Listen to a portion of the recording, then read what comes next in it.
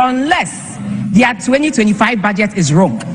Go page 14, paragraph 143. It says 49.4 billion cedis, not the 60 billion. Unless your 2025 budget was wrong. 2. And Mr. Speaker, this is the total debt of the country from independence to date. Mr. Speaker, again, he said he inherited an economy that was in a mess. An economy that was in a mess left 1 trillion of GDP as against 219 billion Ghana cedis in 2016. An economy that was in a mess, Mr. Speaker, we left 4 months of import cover, close to $9 billion. An economy that was in a mess. Mr. Speaker, again, he also mentioned that the IMF program was old. That is not correct and that is not true. We were here when the finance minister mentioned that when he came, he inherited an arrears to the tune of 68.7 billion. And based on that, he used it to calculate the deficit. Just last week, he came to correct himself, and I was expecting that he will go back to the numbers and correct it. He said they have validated the arrears of 68 billion, and it's only 47.4 billion. That is recognized arrears. So that if it is 47.4 billion that is recognized arrears, how then do you consistently use 6.8 to prove a point? They will have to check their data. There is a problem, and this boils down to the credibility of the budget, Mr. Speaker, and that should be checked. Mr. Speaker, we left a growth of 5.7%. Today, I'm happy that their budget, they claim, is on resetting for growth, jobs, and economic transformation. But Mr. Speaker, what do you see? Half year, they have 6.3% of GDP growth. And yet, they are claiming that growth at the end of the year will be 4.8%. How is that, Mr. Speaker? Half year, you have a growth rate of 6.3%. End of the year, you are saying your growth rate will be 4.8%. I was hoping that when the minister was reading the budget, based on the improvements that they claim they have seen in the economy, they were going to adjust that figure to reflect reality. But here we are, he's saying that end year growth rate will still be 4.8, when half year is 6.3. Mr. Speaker, this budget, we are told, is transformative. What is transformational about this budget? Mr. Speaker, you are adding close to 50 billion in expenditure to the 2026 budget from 2025 budget.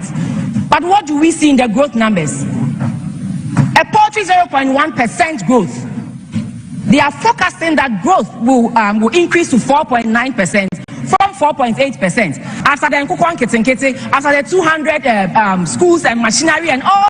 Mr. Speaker, I am happy that I am reminded, but for the lack of another word, at incompetent. Abna Osei Asari, Etiwa West, Member of Parliament, Ono Anamutese or Kasano, Enti Enyema NDC for Aka, Ediagu Naradanko Kufado, Ene MPP Abino so. Sir, baby, omude o minus kasamne ntutu ekoduru ye no na je se enya na eno na wano afa omu ansam ni bi sir economy amose na enye no aban da no ye free so no na ye ja 1 billion of our GDP ana ede ato ana import cover no ayese bia ade bia enhyehyɛ aban ya se chemi bibi to ye ne a yebetimi de ho ato so no na ose ye ja import cover ya abosome 9 nanso wabra na MPP ba aban mu a na eye 2016 de John Muhammad ma na Narodanko Akufo-Addo no omu de no na ya abosome ba mienu sanso so ana 1 billion yen eja no omu eja 216 million ajo omu de na enuru ba bia ebio wose minister ba be atro e de ato ananado aban no so say ye fra ban mu ni abobosia be 60 billion nanso ose minister na nkasa 2025 budget a ono ba na shebejafio no obeka ni mu ye fra ban no ni abobosia 49 billion na se 50 mpo na se 50 osa ba bio no ose abobosia 60 60 billion. Into anua atofo ase na ankasa no onye no kwafo. E na asensem ne da bia de ono angobo se eka no odane dane na no. Nanso no enye no kwatro do e na wo ba be ka chomu. If the numbers no, figures no, it doesn't lie. Into one god no ansamra bio. No one go for the actual figures ne fanye dey. Emra. E na wo ka se was say a budget transformation and then such as could be eba and then that's what eba na budget no and near mom cancel 2025 no do one oman to me and to one among and what's about no be repeat and where be also in 2026 and kukwan kete adie ewom 24-hour economy ewom afa women's banker omobo so be ye a omunya ye eno no ewo honom afa 1 million coders job Aumi yase omubaye omanya a budget o masa be repeat ewo mu a enti ase omodo to nipa mrada saa nso no ukọ omani mu a enye saa na tie women's bank honorable abna osasare ekan say finance minister ready budget no was it 2026 budget no omatwa 110 million ena womudi ekoshim nanso omo print budget na de bere omu a Kata eda omani wa muhwemu omo kenkanu sika ya tire ewo mu aba woman bank na 90 million enti omo angasa na ase womo hunu de omo eye ene wakayen se womo nko no musamra bio honorable abna osai asan. And the budget presented by the minister responsible for finance competence describes adequately the conduct before this house and the budget presented by the minister responsible for finance. I have no other word to romanticize the word incompetence. I mean, romanticize the word incompetence. I will need a word for that, and if I will get it, I will use it. Mr. Speaker, but let me continue. In the 2025 budget, they told us about what they call the Teacher Dabre Initiative. In 2026, Mr. Speaker, we've not found that initiative, and they did nothing about it in 2025. Is it not deception? Mr. Speaker, they told us that they were doing 100 million coders program. In that particular budget, they failed to deliver. This year, they are repeating that promise. Mr. Speaker, they told us that they are doing what they call e-Okada. Mr. Speaker, you remember? Okada, hey. That promise was found in their budget.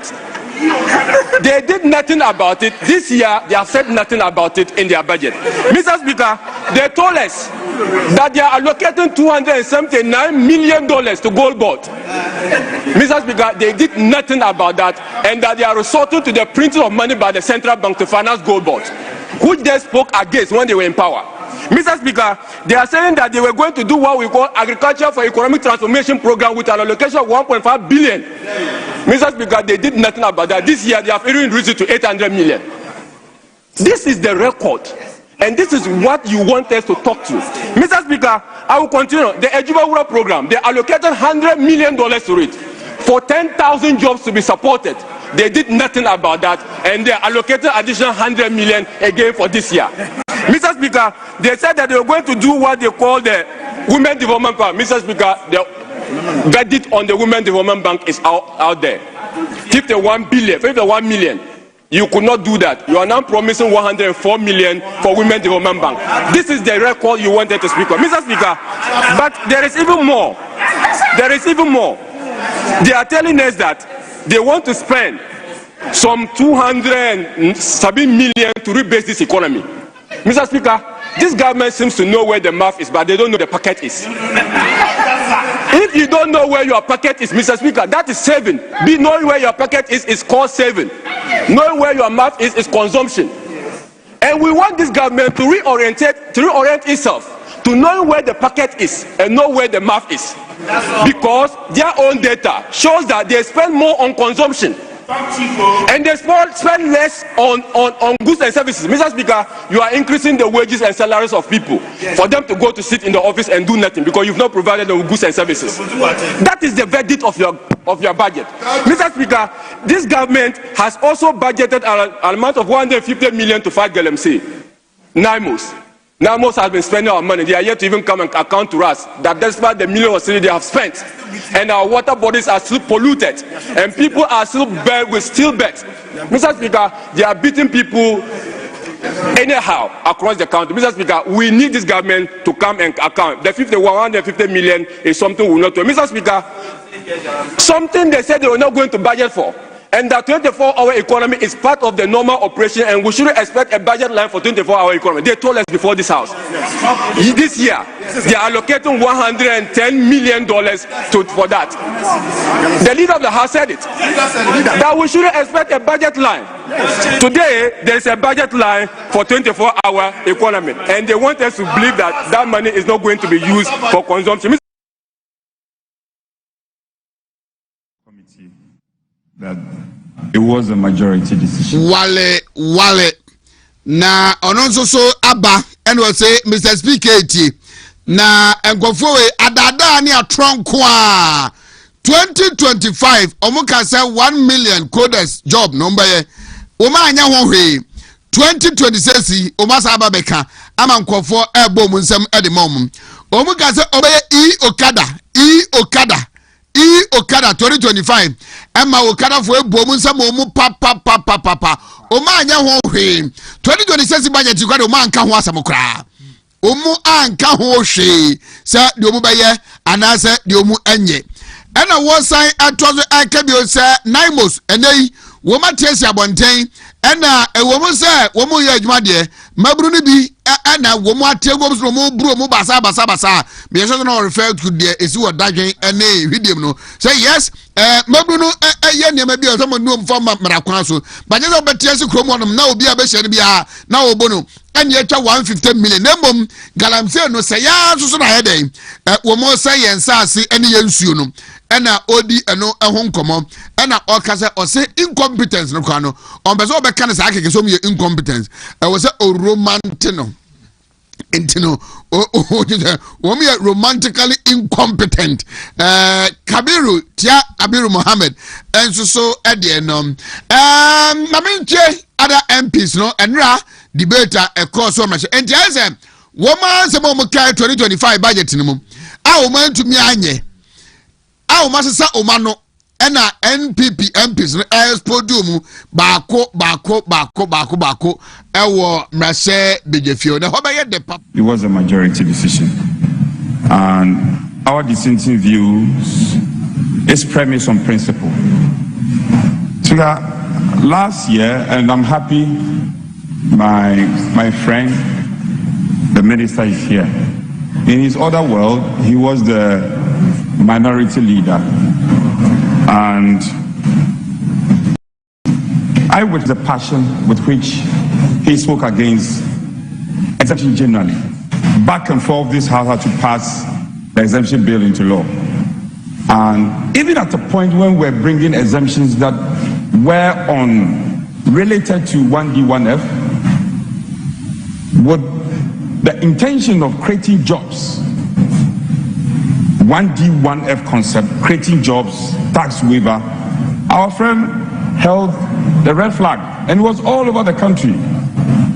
I don't know what has changed. So we are opposed, and Ab initio, we have to make this point. We are opposed to this exemption, a whooping volume of 10 million being given to Tata. We are opposed. Because the reasons are not far-fetched. We want to appeal to our colleagues. They should stay on principle. He had espoused this principle last year, and now he was then minority leader, now he's finance minister. One would have thought that he's empowered to ensure that his principle that he believed then will be put into force. Now he's picking and choosing. When it's about Tata, he's bringing the exemption. When it's about something else, we hear a different story. It is disappointing. Finance chairman. I see the committee chairman staring at me. And I know he agrees with me. Your world has changed. Therefore, your narrative has also changed. Very interesting. And this is truly revealing. I don't know what you'll be telling Ghanaians. That one breath, tax exemptions that were brought into this chamber by the MPP administration to create jobs for the youth. One can imagine the number of jobs that were lost to the youth at that time when about 47 tax exemptions were opposed. And you look at the road minister, he's also looking at me. What has changed? They oppose it. I feel sad. Today we have been invited to be part of an illegality, something that they spoke against. and then you're looking at a company like Tata. Anyway, we are opposed, and it is interesting that even the Income Tax Act 2015 itself gives the Commissioner General of GRA some powers. This application should rather be made to him. Don't bring it to this house. Especially knowing your track record, what you stood for.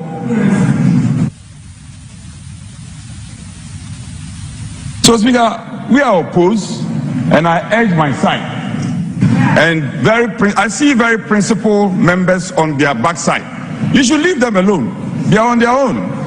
Go by principle. You are saying that we should oppose tax exemption. Okay, and way a tax exemption, tax waiver, I won't come up.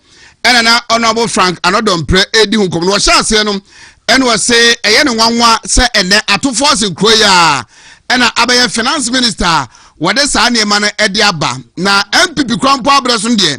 They not Omuyano, a year, and Crown Makua. Womu Edomu Asha, one district, one factory, emu. Omu baby, Numa, not a mansion in Baba, well, my when you be aye.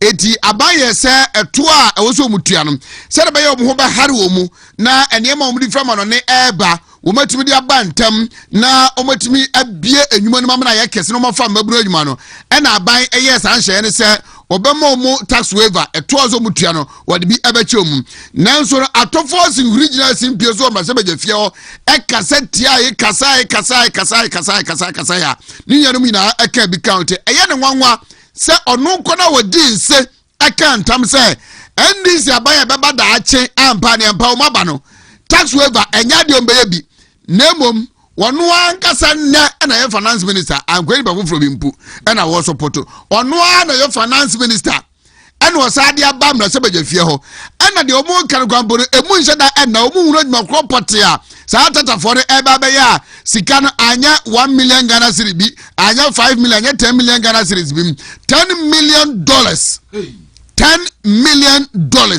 ate se emu nkrata asem ne nchemu kwa no mrasabja for no heda ntiase ye enti ade no wo opposition ade a wo kaseti a ye se na enye mpo a o kaseti a ye na enne ena opese oyebi.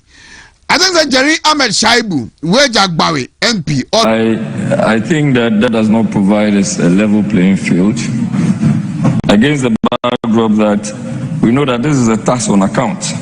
The government is being tata an exemption of the withholding tax of 20%. Mr. Speaker, withholding tax is a tax on account. What it means is that it will help GRA to determine the income of the business, and the amount of money that will be accrued will now be diverted. What would have come to Ghana if it is $10 million? And Mr. Speaker, that is huge. But this is now what we are diversifying as a result of this waiver. And Mr. Speaker, if we should go this route, and we are not very careful in providing a level playing field for Ghanaian companies, because if you are talking about Tata, it's not a small company, it's a big company. They have the wherewithal, they have the capacity, they have the resources. So this is something that I think that to a larger extent is not a bad step, but the company in perspective, the company that we are looking at, it's not a company that is now wobbling. It's a company that is already on its feet and has the resources. What are we doing to other businesses who are not in the same position to, as it were, compete with them? Mr. Speaker, I think that we should have a real look at this and see if we can still look at some amendments and maybe even the amount involved before we proceed to have a finality on this matter. Mr. Speaker, is respectfully submitted. And also so a tax waiver no answer seminar. Eti yes senior ye any be hu chali. Womaka omashisabo nanso day by day woman kasa ensem a omukan in opposition and the omukan ne no na eda omu edi omutrofu eyi omuto baako Ghana for ya catch them say NDC ya omo esa ba ya wose meto ba ma omu no ya kwambo de teye enye ni bafofo bi e di omanim eye mampani John Mahama na 2012 to 2016 yehu no na mamuo ene wabra ye kwa ahokyem no ensem a empoatwa ene nsem o keka che no ono a ne asa hu no bio enti bibia ensesa yes there were excesses niam bi o hono a yantumi anya ni nyina asaban in the 80s temacho kakra abai bi o wa money na e wo fambu o so a ye ni ye pa na so kare nyina afu a nenka ye ndisi ni ampipi pa mamuo dia nenka ya boy ahomade pa na so mo antie ana mukwato aba edema NDC a ene Ghana mampani ote akonya so eye John Dramani Mahama na so yo ma shase eye no obaka ya ba kokra de na Honorable Tia Kabiru kase adwumayefo akatua entumo ede ma omu no chese enso hwe nanso wo mo ye adwuma ewo aban mu ema MBB akoro ba ofansofozu kwachi dinye pelezofozu kwachi akatua ntumu a wo mdi ama wo ho no chese huri akoso se baba ya wo kana ho hia me pa na yeni a mo ya aban adwuma after say ebi ma ya adwuma 10 months teacher for nurse for junior doctors 8 months ebinom kwa 14 months yentua omu kanom afia ye besim no akatua ntumu aban sade ma omu no ayo wa hamabu pen enkono nanso so NDC ya wo opposition no na da nkwa akufuado ema adwumayefo akatua ntumu wa hamabu pen aduonunum 25% na NDC for say na da nkwa akufuado so ni paboni ni die wo mu ehun bi sabe no kwa bona NDC for say economy no enye papa jeso man this kasam ne ntotua no enkoye enai omo se economy ne ye enti akatua ntumu no nka say my 40 nya akatua ntumu kese anya bia ka 25% na do de my for no eno ana nkomu fama o masa ate so wo mu te so no emara fi se nkane abo ekosoro ensuo bo ekosoro data internet data ne bo ekosoro na osato a speeder edesa no speeder echese de sacrifice be post na wo na tiko na atifri a ubo breaker embo enti enema ye de ye ho ye de twa ho dada sitem no ni nyina bo koso price of goods and services nema ye to osoma manfo osoma ni etu aka no ni nyina kosoro na so akatua ntumu a aban ede ma adwumayefo no enso ba bia ana birum gwambo sa ye adwuma bosome nwotwe abosome du nan ye ntu amoka ne yakwa se o ma van se Ghana fo ato aba ma omu efie nan omu na wa ba mu diompe bia ena omu ebeye anopai Paul Yando dare teku ene aso machi ya no Oheneba fuku unsuso machi mejo so Oheneba apom no ye na asam na hame ni awo kan ni video ya obubo yi Oheneba ya me ya pa o sa mampani John Dramani mama no wo opposition na do danko akufuado etwa adwumafo akatwa mu wa mu nchemu aduonunum 25%. Sa abra ni aso o man si kasem enyina yie kura no wo se wonti bida adan na ado danko akufuado abane eya bambo ne sa wo nwene Ghana fo ho na ne ya wo se economy na yie o ko tuma 9%. Na mo wo nkofo a wo no o mu ye adwuma ya wa point o mu aban ma pointis die waswa ne se boom ne die bu o mu so just abadwuma efo ne de o mu nka Ghana fo ho wo ma wo no mo prekwa ya abadwuma no wo mu nka ho na mo wo ma wa pointi wo mu se wo nkofo wo mu wo ho ne de waswa Ghana sika de am mu se wo mu nyi nkofie nkodi so akodi adai wo ma ye de aka de nya Ghana fo bi o monti na se mampani wonwene Ghana fo ye yedie ho na o ma ni yedie ntino obae oba se bia na wone ne manvo be pra kodi nti ye se ye de ache wo no musu wo munni asam ne ya me ya aha me papa Ghana fo moa mujejeje yankwai yabo foro emra na da bokata mu nsem no emra yanko na wancha ya asase Anchira ye kwan no. Ene mama wasase. Na mama musika nso aka ho. Enti yenko nsase de ewo ho se boy. Apo. Ehun kata semi na so ye intact. How bia eni ho. Langadi bia. Yenko. Exodus moringa capsules. Any Exodus dandelion capsules. Ayatopa ya obedum na nopa.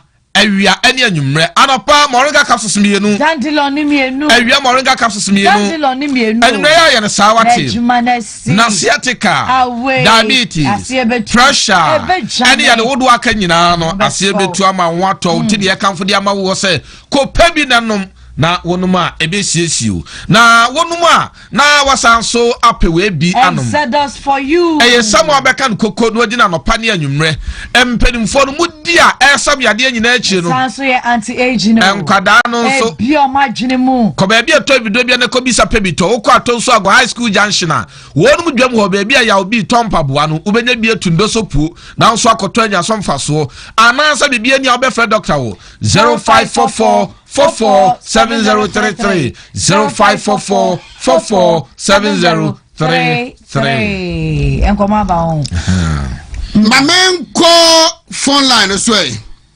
na me hwese metimi ne chairman Kingsley Edumata Japan NPP UK chairman eni enkomo emra na ni nyina eye 31 January 2026 your presidential prime minister yebeko na proxy voting enkom na before me introduce no ma menken kind we say the preamble of a petitioner some branch chairpersons womu treye edebre election committee no over my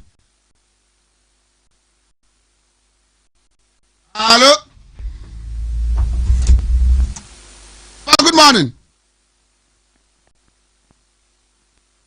Hello, Chairman.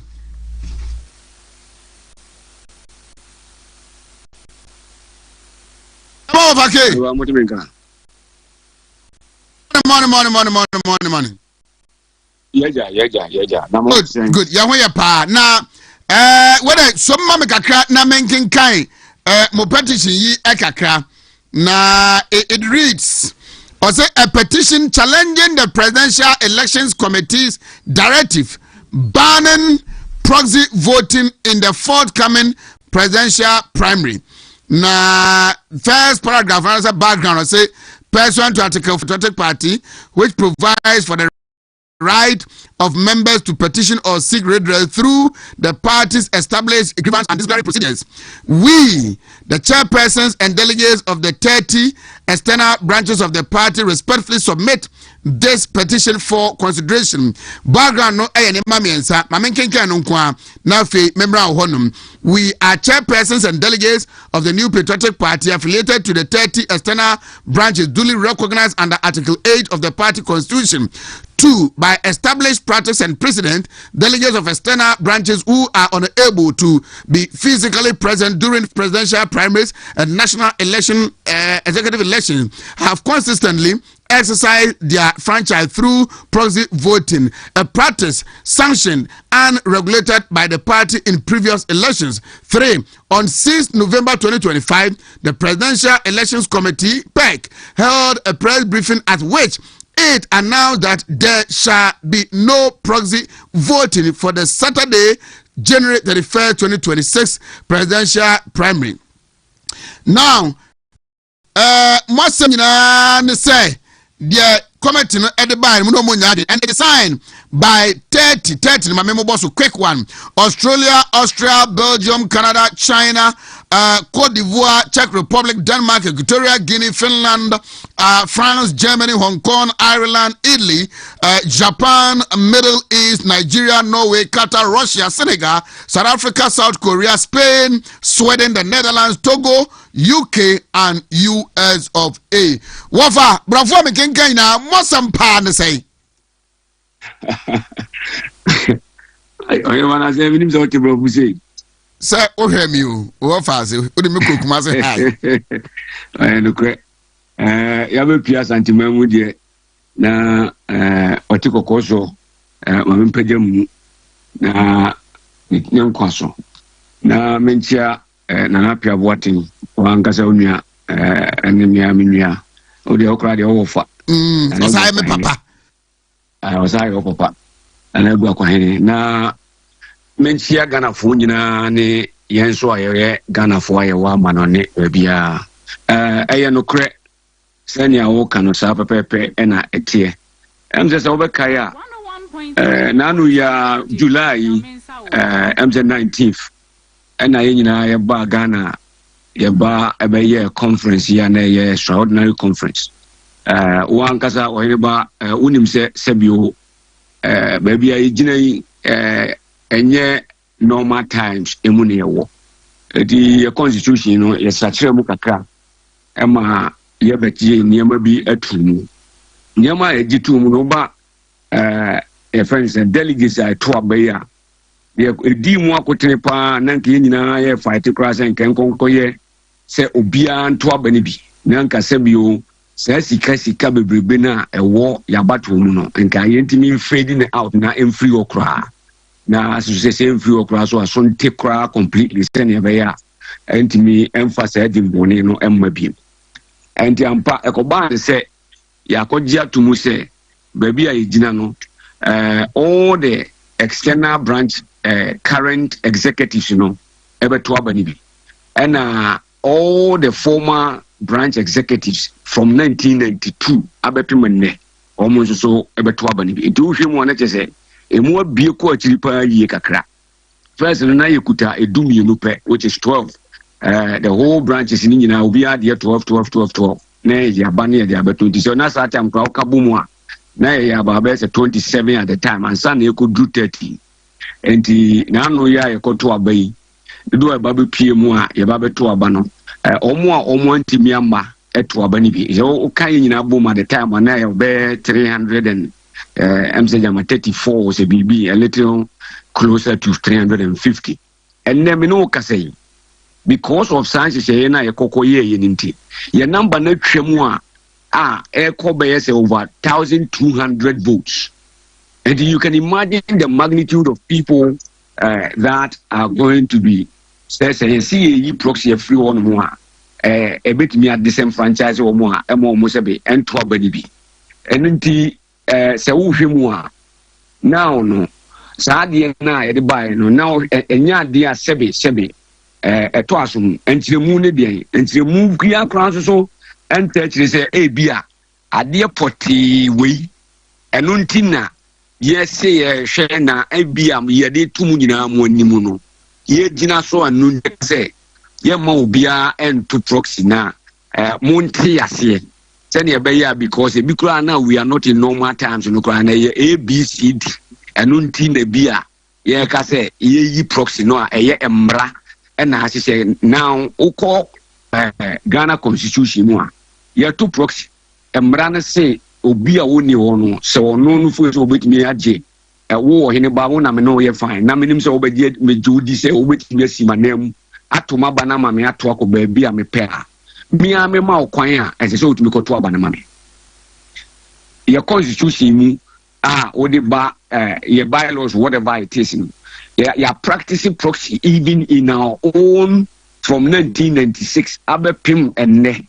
The bia yabeko to abebiano. Whether a presidential primaries, whether a national executive, you use proxy no at the toaba. It did dear pan and see ya no say ye free.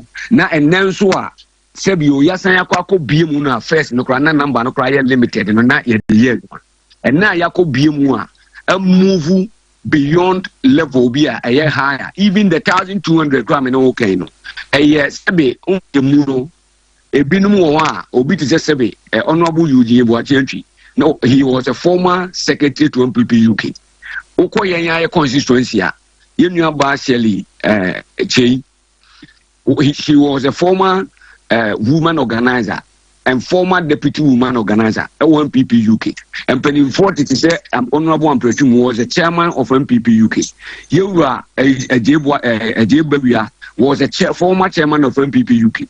And his uncle for Penny 4 would say no mono constituency abia or more be on many opportunity at Abano be or more capacity say or mono a hold positions for a while. They are all part of this anka asa anka anka bet me move more than 2,000 gra. It no sanko fo nyina as so mutumi to abani. Enti die enti na omuntimi nya kwan na omuntimi se ontimi nkonko to aba na ontimi nkoto na ba. And look Oheneba rade nem mo kasei. Say you see a chat ticket near Bagana, near Babe Tuaba, near Saya Kokra Keke, nay just 2 days to grant any Pacrobidia. The plane ticket, Nene, Sika Kakro, the Batoria near the, and you'll be okra be only baby crampo down baby and Crahona, Ebeko Tuabano, Kubuku Hotel, no Copota. So Casa average cost winning a boomer, and Nipa Bakubia 1 crown, best at $3,000. Can Nipa ye Babe Tuaba over 1,000 Kabumini Radia say 1,000 crown a year count once a more. You are talking about a lot of money here. And yet, Sika Semonon Kwampo Keke.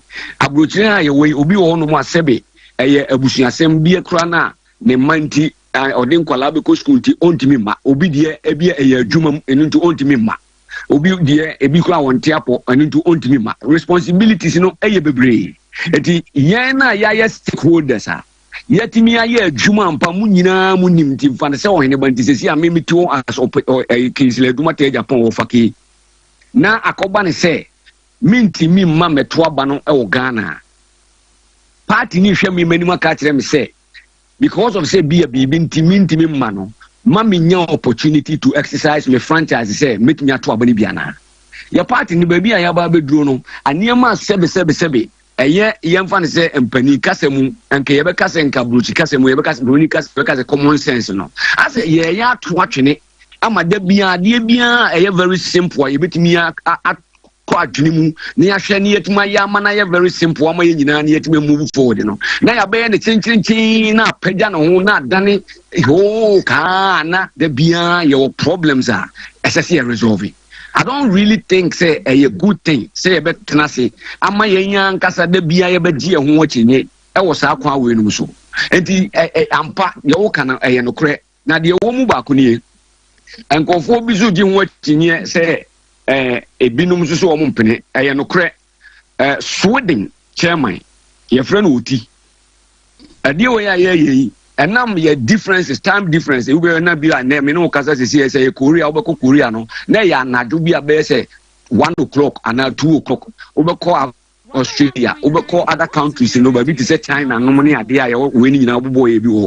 Not time difference. You should say, see a meeting plan as caucus now. Chairman for now. You intimi no be answer obit me about. So your platform, even the director of external affairs Yura Chichi Stonash or Diana or the platform your platform should be every decision be a make biano he is aware of it and by a meeting even some meeting me but you no petition here to win first one you throw petition at the bread and penny etc near maybe much even proxy assembly na yeka ye catch home say best home baby a yina sisiano sani ya number na si akọ do so afa no se ke betimi a anke bi kura no anke yenhwe se bi a betimi omo hihye egu no omo de report li bi e ba ne enhye na be man yakoto aba na be modalities na ba anke yentimi hwe se betimi anya external branches no se e ba Ghana kura no a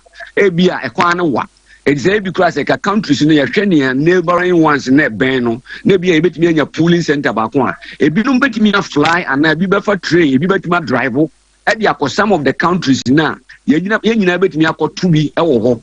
Ama ye via, Empire the resource on hiding. Ediaba. And as say, a beckoning in our crowd, Bumania say, Ebukrana say, 1 police center, Yasha central location. I bet me a boa munina cranoa. Munina so do one uncle, Namun Concoto, and now to say, Ebia, a Senate branch, Bia, so 20 year. Namuvia, Munfa, a report no, and family. Now you only the numbers. And now to say the digitalization a pride MPP UK USA they have been practicing a friend say electronic voting for every election. We the United Kingdom, we have IT experts. A platform for ourselves. I genuinely. Then you know, I bet much Ashania Diatum. Now you bet me to a banner online. You know, ya quality in a kama. Now you de report on your resource at your bread gunner.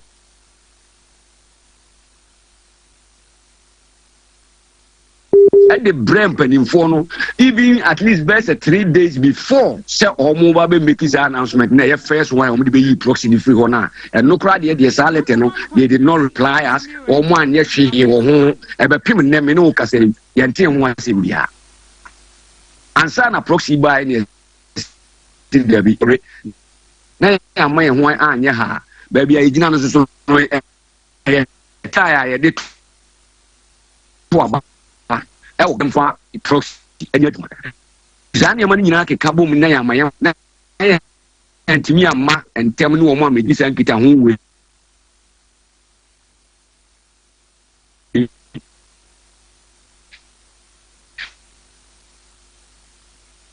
Hello,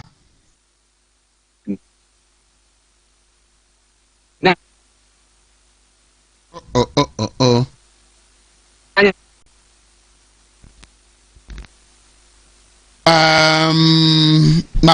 Mame say ibenya ne Clara na yene ram entino diaspora branches no mo eni abre pa because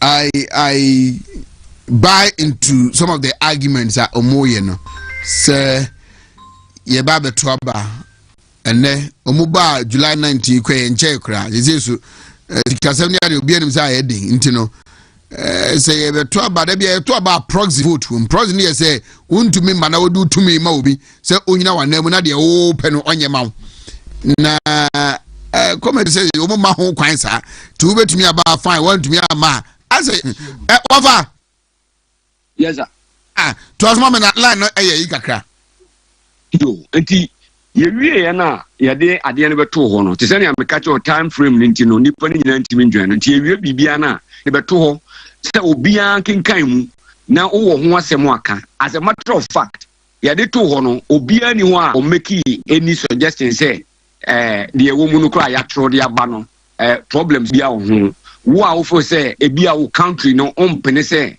obegina wo manamu ameyede aye no eno so obi ani wo opt out ye submit petition ni wie pe na so den chairman ekotro ba ye platform no so say ono de ade na ayaye no ompene so wa ma ye de ade na kwa wie ye de ko wie na wa anam wo kasetia say pros na ye say emfama mo no ono wa mpene so ono mpene so na say wo ye chairman papa ampa wa ba ke da bi asa we de anu o se wasi onunu baby ogina no a word na okaze chama papa no mfa ncheme kafra sebi o me mfa say obi a sebi ugina domo anu a udi wo monim ye disenfranchise wo mo America na ye kura ye tu ya no nti ye use say ye chama for mpanimfo na ya to aba yi ye ya da oman ni nyina no ye ntimi make move no quickly say na be ya ye fight for your membership no any exec no mo your delegation no say o mu nyina no betimi anya opportunity ene abayi say be nya of akeni adidi no mi gina ho ma MPP UK fo a adi ani mu fo ma chama ata krufi no ni adi nyina no ba bi obi obeto aba etidi enti na say obi wo hwe MPP UK mu a ene me no ka say nipa won tiase a watena konwa no so ba eye baako eye yewura judgment anyame mfa ne kransie yi nipa odi chairman a otoso mienu yewura je ba wia what afiase uba de otoso miensa Mrs Akumani otiase yewura mpratwum eda so tiase yewura takrufi eda so tiase yewura makelansa yewura kwakunkansa ansa na abame enipa nkron na atena MPP UK akonya so free yewura je mensa preso abeduru ende mpanimfoɔ kuku dam a wɔn ba Ghana bɛyɛ adwuma bɛsɛvo yɛ dodoɔ naa was executives in MPP UK. How are you going to say wobɛka sɛ wo disenfranchise saa nkɔfoɔ wɔ mu nyinaa na wɔn nto aba? In fact ɛnokora nie Oheneba me ɛnɛ maame nka sɛ minkyerɛw hwɛ baabi a yɛabɛduru nka obi koraa bɛbisa sɛ ɛyɛ dɛn ɛne yɛaba abɛduru ha. Sɛ wahwɛ mimi position a makano from day one nano one kasa ulutin chapter ena me kodina ye na yewura ikwabne Japan etime nchen ena me kasa ena me kan sebi makase ba bia ye gina no nokra me de me asem no pempen wasi ni pen ye national executives ahwe ye so abepem sa mre ba bia ye gina wo mo di party we hwamo ankasa enya agrodie because you see sɛ baabi a yɛgyina wei paa ɛdeɛ nti paa na ɛsɛ sɛ yɛda fam completely. Over 2 million people did not vote for us. ɛdeɛ nti na yɛntimi antena dɛm maka siso dua sɛ wɔn a wɔn gyina bi ne nyinaa obiara wɔ right sɛ nka wɔtumi gyina ampa ɛyɛ nokorɛ politically and democratically. But is it all the time and a politics to that effect ana? Yet me a backroom politics. Enipa can deform ye nubia womo huria di kanya womu di anim ye. Ye wa baumia. She ye wa baumia ni mu dropa for your party we. Ye wa Canada Japan she ni mu dropa for your party we. Sabi onipa miensa womo akere me run womu nyina down obia modu in their own capacity. But when you talk about numbers, I say ampa uhwe nea ye hwa obia hu no TV so no ne ade a ye kwa ye ba nyina no a ye wura baumia ene ye wura Kennedy Dapon edom adi na chi omu mienu achi no eye huge eye powerful eye encouraging for your party no enu tika me say endi kwa cross nke ye bie nomination eto ho me ye kofa form ene ye kofele na ye tietia ye na so egu ye ho animu ase hwedwuma ye di ye ho platform so atemdidie radio so atemdidie pa mu atemdidie ye di ye ho Oheneba, genuinely is this something that is worth MPP? Ewra don kwa busia dombo tradition yaka wase makaka kan na no amenu mienu ye nyini hwempanifo kudama edi party we anim da rocha no ne ade ye wura dubo ahenom ye nkofo no ne ekufo adonom a wo mo timide ya ba bam empukudama di animu a from 1992 ansa na ya ba beduru ba bi a ye woyi cheke ye party pa na ne enipa da sani timi tina radio so na wasesa ne yonko gu ho na wadi na temfri ni tiri so aba besi fom. Is it what we want? And can anyone say yentina se nanka yenko se dem nanka yenko yiye wa baumia na yenko fa ye wa Canada Japan nanka yenni mpanifo na aka na omuka hu ni ntina se backroom door na yenni komomo ntia se we are not in normal times na yenko nko ye adwuma together sika ne wo nam ye obia tugui nanka yemmo anu famu ho nanka yemfa nya party na adwuma na ye hwia ye free mu na ye fia Oheneba no kura na meka kire wo ne even ye ka ye wura Canada Japan ani ye wura baumia ebom enna me no kasa yi na ye se ye kwa akoto aba mpa ne ye campaign yi na party ni mu adwo na ye nya nkabo mu a ye united front a ye de kwa ye adwuma no. I am telling you today and no kura na nya winning o eye effort eye effort ka eni kwase ye manya ho kwan am ye die wura Canada Japan atem eni kwase ye manya ho kwan am ye ku ye wura baumia ni mu ase te se ba bia ye gu nani mu ase abedro yi adan. But lack of leadership that does not become proactive and do things the right way ebetimi amma party no atena se afa ne ntoma papa afra enu nti hwanya ye hunu ya chiri ye ho say ye ho egu ye party nanimu ase. I believe it is still not too late. It's still not too late because we have to stop this.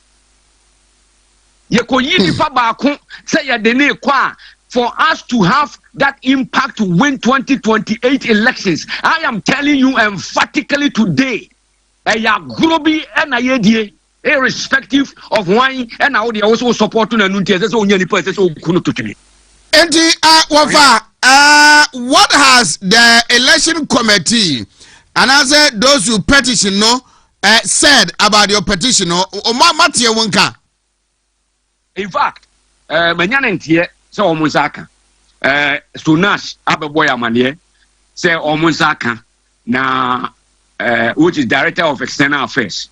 And the Nyamea Duma Jama, there is National Council meeting that is coming on. And definitely, as I saw Wontumi and among now, making sure say Omube Timi I address this issue because Oheneba, I'm being honest with you, the external branches forward to extend the say. So Omo careful, na so Omo Timi and Tiasa Manasi Amubeti and injunction the election so and you do and not dear ya grody. Will injunct the elections if your petition is not heard to your satisfaction. Emra Kwanso say Omo Timi and Mayan Chiremua, SSA a Koyasum, and my Timi say your position, we have to compromise as I say a Tiasiampa. Now you're making sure say we are all in the same boat. Now Mumuno, ya the Nim Sabio, Barbecue reform. Now a Juma ya Yenny United, you have a cat, yes, 10 branches, and they say, yeah, Juma doesn't matter. I know the idea intimacy. You have a cohesion to our court. I'll come back to you after the National Council meeting. Okay, Medase Basa, UK Suboko, and as on Saturday, Bristol chapter 81 5th anniversary, and the Garden of Patriots. And Ira Kamna Kukufu, Omu Atun Safreno, Onuso Adiatum, Se Obeba, and the Yagusu Shenanim, Yamea Duma, Ina, Wabway home, Yabaka Kushiam, Yafeni saying, Bristol. Memendai Airby. Now Yako celebrity a kama unim people you could hear and Tifako, Yanamsan, ye Duman, ye energize base. We are ye the reason why Yenina idea who near theatre and saying, ye call Bristol no, Niayako Koyeno, ye quas and patre, Naya make sure Ghana for a war, Bristol home potemuna, home with me at joining Bristol Chapatano. Ama at me, a sorry to Pong. Naya supporter.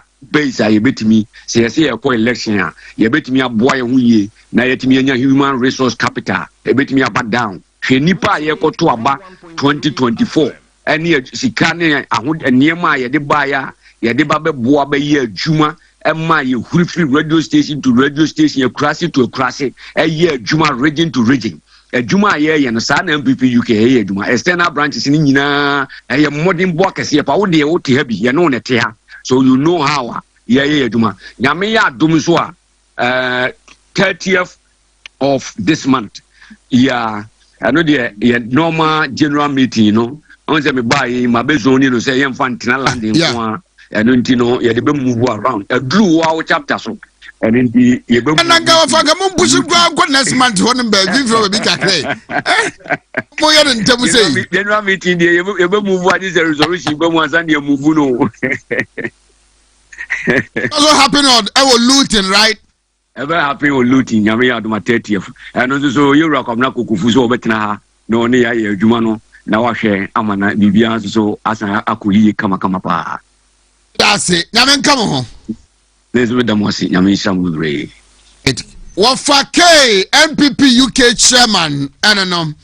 In the way, is it a threat or caution or I'm gonna say, sir, if the petition is not heard, and then they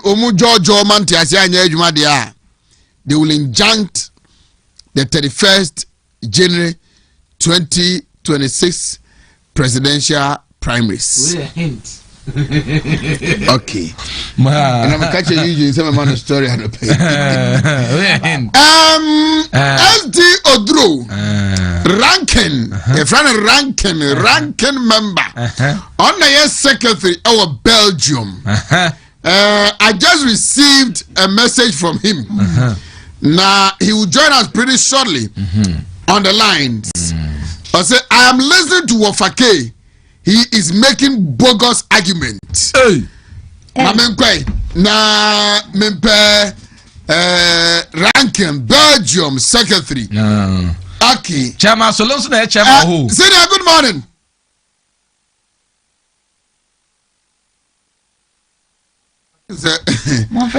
Chairman Solonso na chairman ho. Ewo Belgium. Na be ko hoda be.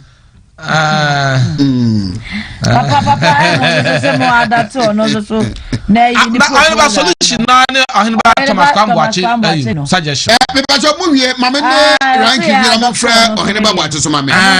Na diaspora de se wonim se wo masem ye masem. Because the time, the energy, the resource we spend on party no. It looks as if say a drew say you take a decision of party no more. The recognition we give them insignificant. Sure. Senior ranking happening here. Hello.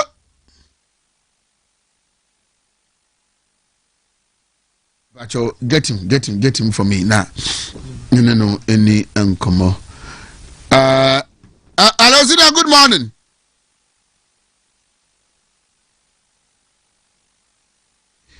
All right, me pacho get a connection well. Na me try say me you can try the Bluetooth to you. Na yenche say no ebe far because we got to speak to him. Na we are mompe Oheneba Boache and so emame. Na yenche na yengre moy. I want to meet TV. I can meet in Sia. Nano ngotwe abo nonkro achi mitadiasa num ana dia nai okay nonkro achi dia be sorry tam no so ai be sorry na fancy mu aba abeto aso yankoi enti ye try na ye re mamema ya have 3p garlic mixture no edro ni bi na anope mumbo bie na edro we eyepiwa kefo na dia ba na we ni edro anope unu bie na immune system no e boost nyoma na akwoti anyarewa hudo bi tise wa wonsa no nan eya na eta etitiriti the stroke yare aka na to wono mu ya wojo so a wo. Let me give it another try na me hwe hello Senior. Hello.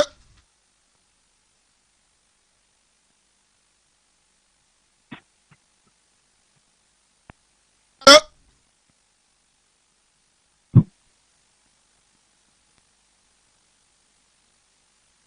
Got to pull this through.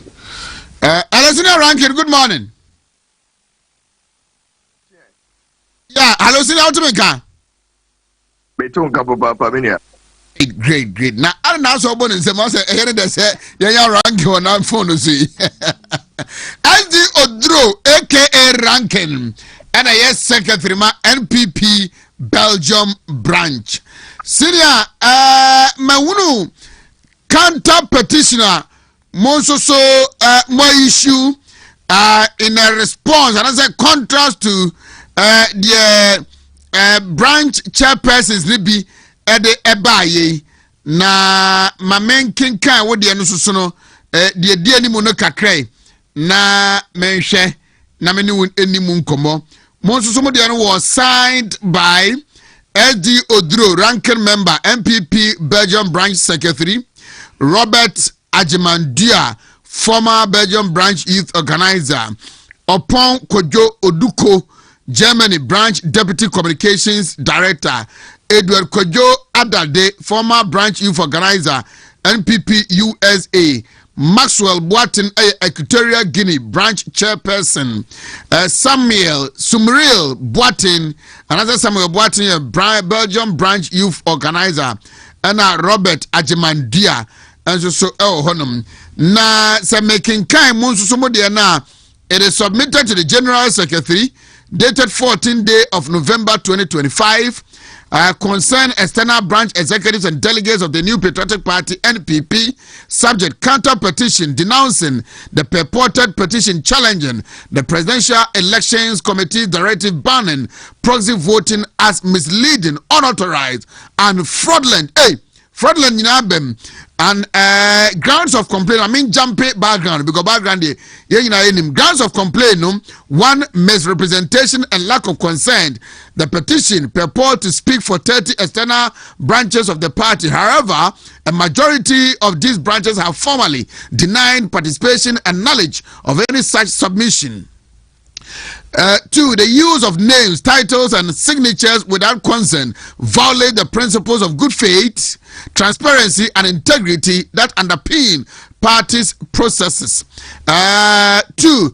Procedural irregularity. Article 4 of the NPP Constitution guarantees members the right to petition. However, it also requires that such petition be made through proper internal channels and by those duly authorized. The petition in question does not satisfy this procedural requirement as it lacks the genuine endorsement of the claimed signatories, and fabrication and falsification of representation. The false representation of branch chairpersons' names constitute a serious ethical and disciplinary infraction under the party's code of conduct. 2. Such misrepresentation undermines the credibility of genuine branch leadership and distorts internal democratic deliberations. Ranking, the American Kenya, yes, Yantiasi, Ayabrofo, most of them say. Lady Kai, it's what they may about Asante Memory. Now, Mema watching and I know pray. Everyone was a Oti Asante Memo, now good morning. The name is Match. Why? Yes. The man Muso, Astantivra, Ghana Mine, 2472. And a year a bigger funny baby. I'm trying Kenya see, Michia Kenya see him so. And he kind made up. Minim said 1 or 2 of Brofufita. What can come from fully year, papa.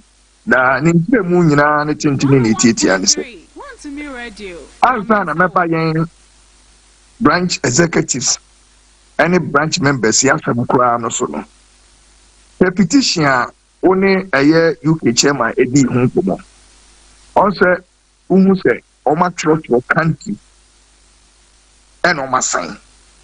It tells you say countries no ma trust. It tells you say countries never almost chairpersons no anything for any kind. Busa of a K mammy said, Nebusa chairperson for my troll, almost country share was said. I sound almost petition about Bonteno. Now, almost branch executives, any even branch members, I have no deliberation at the home command. The answer is no. And yet, chairpersons for Pacho. We are chairman, and yet, sir, we get to say African shop. One I will throw you. Now, what the price of 222? Who the dominant? We are chairman, who was secretary, who was executives. Who's that executive? PR or the whole 30 branches to say. Chairman Bank, and now what this petition you call meeting from China to Equatorial Guinea. Emma, the executive who petition as what they call a petition election committee. No? That's why we call it fraudulent. They concocted in their own thinking. And almost a petition. And today, who here say, the Bema Election Committee National Council not here said, third persons if will be almost shims and caprices and their selfish interests. And we as a petition. It was not 9 executive foreign members now. We were not concerned about that. 9 coming to substantive argument. Oheneba, tell you of a cake. We are not in a normal time. Yes. Until Kasi are 2 very important opening. Nanka ya 2 polling stations. Ni a 12 ya fewa ni ya kwa hii already started. in the wisdom of party, you know, it's a normal times, you know. And before my auntie said, young Kotu, I presidential, I win a party, no more. Sooner, probably the idea you want that. And I'm 24 National Executive Council at the Presidential Election Committee, headed by the former Deputy Speaker of Parliament, Honorable Joe Wise, former Bekwa MP. So, Papa, any median who are almost at that Presidential Election Committee anymore. We are not in a normal times. It seems to be not a war a year. Yeah, the proxy bar at the bar. 80 guidelines on the bar. No, the proxy free. The Papa Muntia. From 1992, even electoral commission, Ghana. Every election be the legislative instrument, eco parliament. Yeah, LI. Eco govern that particular election, you know. And in this election, you know, to safeguard the integrity of the process, to make sure, say, the election, you know, you will be losing, you will be winning. I think, as soon as you have a unity after election, you know. Yengi proxy film, it is said. You know, if you put him by your now, and I say, I can tell you no authority. You're too about because you're too about external branches, you're too about our headquarters. You didn't be far, I have branch leading to that. Your branch person, the second vice, yeah, or through headquarters, over to the bank. Now, be the people call Aqua to there you. And only Belgium, one as a Ghana. Mete, external branches. Yet we have our headquarters. I know party national headquarters. Asalam down. Asalam down on external branches. A polling station. Mete, there was recent election here our headquarters. Now a branch be second vice separate or two headquarters. Eh? Oh, didn't be control as prosy. Yes. Now, headquarters in Port and will be difficult to project. Now, Bunkungu Yondo. Headquarters in Port and will be difficult to Rosibra security way. Now, me pacho and ya. And in the wisdom of Presidential Election Committee, no. Almost this particular election, I'm here by no dear. Mistrust your home. The integrity of the process, you know. See, every year will be ever GR 2 months, you know. Now, Alpha Matthew Macabi Mantino. Yenny process, what's in free. I'm coming on my company. And again, it is a UK chairman, Miami offer, or make argument to be said, the same franchise. Brofuno na yo moda na say, I want to brofuna. But go and check. The same franchise, and I say the thing. Go and check. At yet, they're saying, me pato election committee, no, all my affair, all my will be a few more to be. All my queen, I will say, Brana Betuaba. Now, who will see? Wontumi, and then over to wine, and I brought from Tiati. Can Kabami, the same franchise, and I said, they're saying, election committee is a whole bra. And I also will for our command. What you may and into me, and I made a call. But almost who you have taken a choice. And in any case, you have 2 general elections. Me pacho will be at the Timicotoba.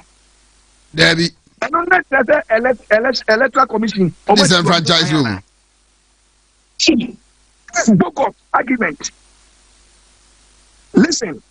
Say, my man, for want of time, you know, what case say after National Council meeting, you know, say, woman, Tio Muna, Oman, Council, Tomu, they will go to court probably to injunct the 31st January presidential primary. Muzumba injunct injunction, Nana. Oh, that is a strong word, ranking. No. You see, no, please. We should call a spade a spade. Oh, I don't come here. I'm less in that. Yeah, can. Bacho. Minimum at them. I'm going to come so much. How can you even threaten the presidential election committee? You are threatening them. That is a threat.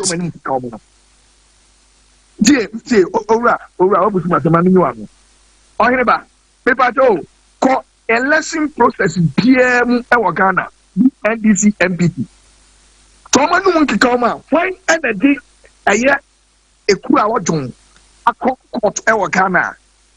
Yeguaman, where is the president? Hey, I'm for court. I'm court to ever Thomas. But in the immediate one say, yeah, you're petition a year National Council. I'm on Matthias, say, a chairperson for being Kwan on Koshe Tokum, a control petition. Now, Yamma election committee no quine. Now, and she shall with the abano. Ain't me any Jumanem pass with the pepper your emra. Now, Yamma Matthias, say, Ora. And ya a year election committee, no presidential election committee, no. Always to be a who quine say more metuaba. Now, you wake up from 9 external branches. You are fighting SARS at 12 now, no more than my end. This Yamia don't guess over the other count. Over the other count, who was yen to me cobium. It tells us that, yeah, no crown. I said, yeah, yeah. Rankin, say, I'll get back to you. Say, here's some new Dinkomobia. Why? Let's hope that the only year Jumana or Bruno. Hey, on to my drone with the robot. I am for oh, yeah, the papa. The ranking will come you. My next branch major event piano on the Baba representing Wontumi multimedia. Why? I very good papa because me here no pa. Aquariari. Oheneba, what's up na ranking KU? Answer me tie nyina na kasa ma filo ranking. As also supporting the say. I said you work can na some no Thomas mfa. Me tie nyina na me kasa ma filo ranking pa ma filo. I say, okay, I know Adiana, my members are quickly met me at dash back to UK. Now, many Thomas Oheneba Kwambache also adding command. And also I petitioned the election committee, no, I think last week or so. Yeah. Sir, Brebra Mama Nema, Bobro Yane, the Dene Prozino, when you know, by it, Mano, Omun creative voting centers, police stations, our the diaspora. Nenka Ebia Yuka. You say you have created one police station. Mom walk with some to Abaya, Wood Green, Dominion Center, Honomotaye, Omo branch meetings. Now, two honum. Yenya Omo party but Trazum, some supervisor election. Yeah, the figures number. Na problem solver. Sir, Monsha, Minimisa, and when is it on a Thursday? He should be starting work by 8:30 or not later than 9. Okay, good one. One more 19. Shameful, I'm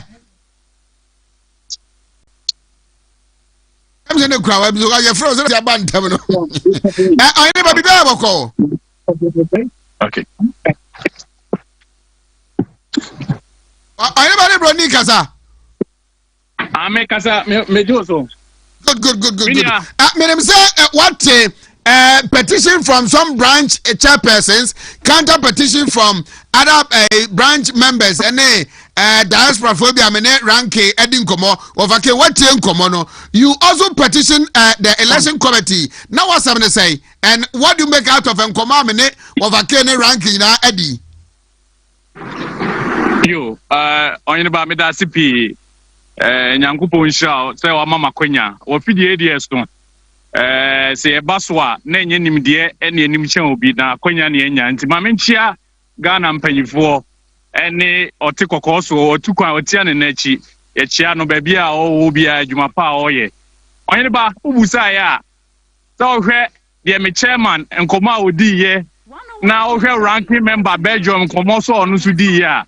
Oheneba, Echo Benina, Besidia Mekai. So, the American petition the National General Secretary and a Presidential Election Committee in say wamana enyan ntie say said the pepper ye beba no proxy yate ase the proxy ni ho dia na what ase mu nyina why overcame do benyaze overcame ntie ase oh me madwin na me che as Oheneba boache me pacho bi me madwin no e na me che say proxy ni ho dia diaspora no Oheneba ohwe de omuka ye chairman kan ye ya expenses yes spend at the bar say in UK kra no yamfa nipa magana no kra no enipa be getting to 70-80 members and say omoba Ghana beto aba now where Oheneba enipa eba Ghana beto aba now where expenses sikasem plane ticket Oheneba dey say ya otaba ha one plane ticket no kra no enye 600 to 1,000 pounds ubecha now what spending now the aba Oba so baby a obetra baby a obeda aduane a obedi echese bi kra oba kra obesa visit abusuafo ese ubei ebia fokuo obe mani fokuo ni nyina yesika enti sa nyoma nyina na meka se ne tintin ni tietia mu nyina ne se sa de a ene yen create diaspora branches no polling station so Oheneba se Wood Green adabia obei na ye ko meeting se UK fo nyina na ese me share Wood Green a yakoho na yakọ akosia ho na yakọ to yaba ewo Wood Green na yakọ se Belgium ranking member muso baby almost way no almost creative polling station with the rep of all the aspirants who the aspirant na yewo ranking mo yewo Brian Crawford ho yewo Wayne Crawford no obi agina ho na ohwe abato no so ye wi ya kinkan de akwa Ghana for na omo a check results no yes simple and dia ebe masa ka say we si oba pre we si okoko to injunction ni na to obecha nti say proxy ni ho dia me fee say petition de koma omo no say echiyi aba hu die omo creative police station e wo diaspora no na emfa entrust dia the make no media ko ama the election presidential election committee secretary Adiatum diaspora affairs ono so no accept me petition no but akasa omo de be ye adwuma no na me hwe se de me kae no ombeti bi dia ye adwuma na aboa ma bibia so atwa tititia na ni nyina mu no se amarisa diaspora polling centers and a proxy no amemua. How do you think it is going to play to the energy, the commitment diaspora for no the support party, especially when we are reorganizing ourselves to get back political power in 2028? Me did say the energy no samri aminoka say energy ni was so already no chapter executive ni bi free say na say nko munya akwanya edeto abani bi ama say omu wiwi ewo mumu say eba constituency adoption a MPP diaspora na dani de nyina ye ma constituency ma ye koboa na say no mo anya akwanya amendment eba na e free say bi anko mbetime anya akwanya to bi omu anya akwanya to bi omu wiwi na say yes bie mama former executives omuso betimenya akwanya na to bi no na no so ansa ankoba so na se obi anya sika ntwa tickets ama Ghana me gidi se ebema ahode ne the energy no a ewo amanfo mu na omode hyemu no ebekọ form 1 chapter 4 no ewiwi executives no ya mama to bi say so no ya biem yes ya da omo ase say akonya baaye no mo biem ama obi atubi na ye biem no na se enipa dodo na ntimi ama Ghana sa ama meto aba ebema ho keka na akofom eno na me no me feel say the energy I want the diaspora especially MPP UK energy dey run from say lusu abato no na ye the energy ahyemu no me no pese energy ne beba fom eno nti na me tutu asre omo say ankomumwa nenya kwanya ne yantubi said ye be ya endum ejana associates here no so as maminya na kwaya adwuma ye be say di nkomobio. Thank you so much for your time.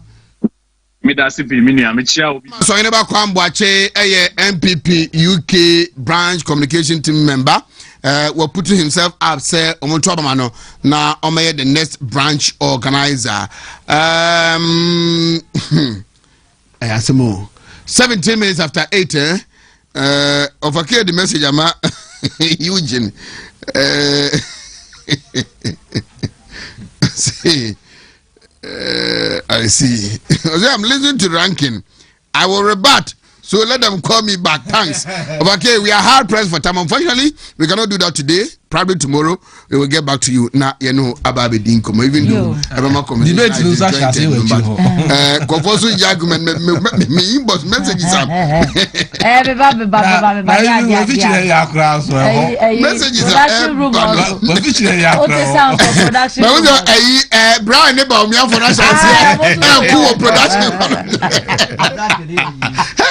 Obia we interest.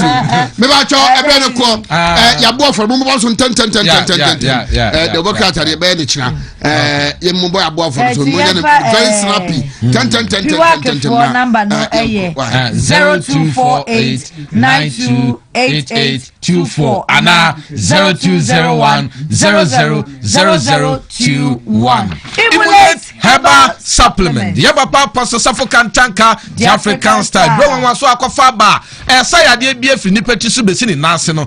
Se yade kwan krokro etumi sa doctor declare se kofie ko wukra no betima sa ma ho. Enti ne se ko be bia to ebido no ko bi sa pebito. Ana se doctor for na obefre wonu ma number no ye 0535112873 0535112873. Ruta makes an so no pe malaria fever ne be ko. Ruta live ne be wuru ne pedua ne mu kama. Na Ruta turn against to typhoid the arena say.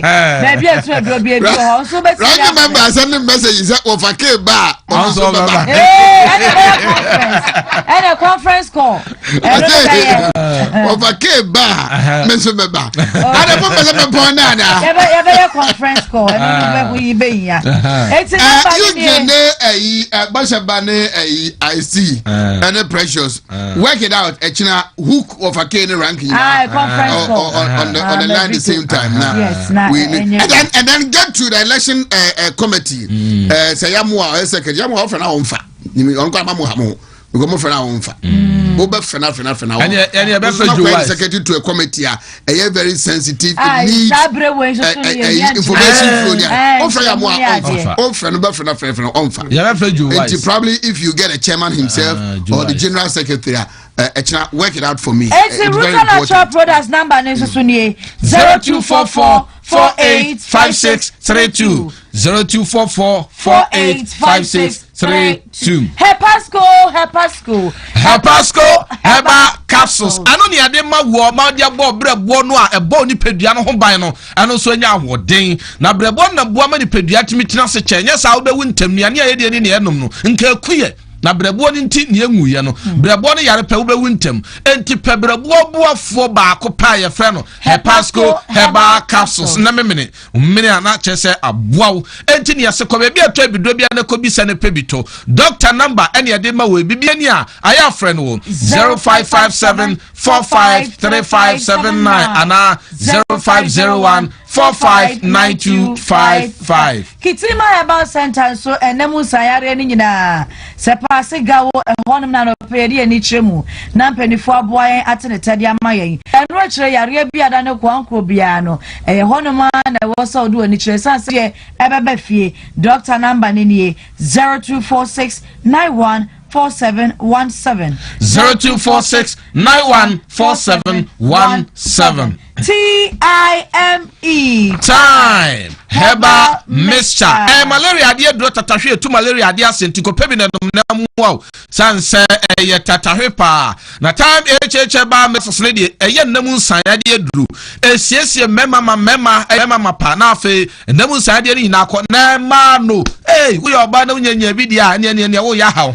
Ko pebi na nom. Be siesie mo ayo besma. Baby a toy video bia benya biato. Doctor number 1 sesa no eda so aye 0244417669 0244417669.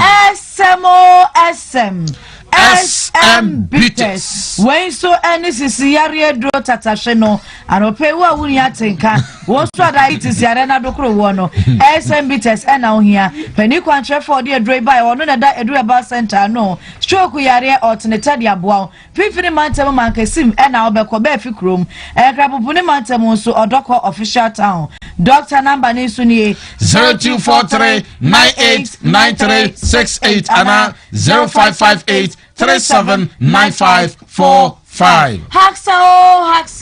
Haxa mixture any Haxa capsules. I'm for to the din say all satan for obisa won say die ntia wo say etu all sase all se suro kokokokokokoko tinia kan fama wo na wo de ne yakwan cross de ne Haxa no e de betu ase be kum aboa no na akum kuro no tinia se ko be bia to ebido bia na ko bi sa pebito doctor number ni 0240 238310 ana 0203 822855. Yetu all sanasia na chese ye funia dro tatasha no pe ebebo eye gastro mixture. That's right. Menso plus mixture so aba esiesie ma me abosomi akwanto nyoma nyina aye kama Prosta plus mixture so boa mema ebema wa jonso boko nature medicine ene di no yaba baby etu edrobia ebi wo ho anasa frɛ no 0248 778899 0248 778899.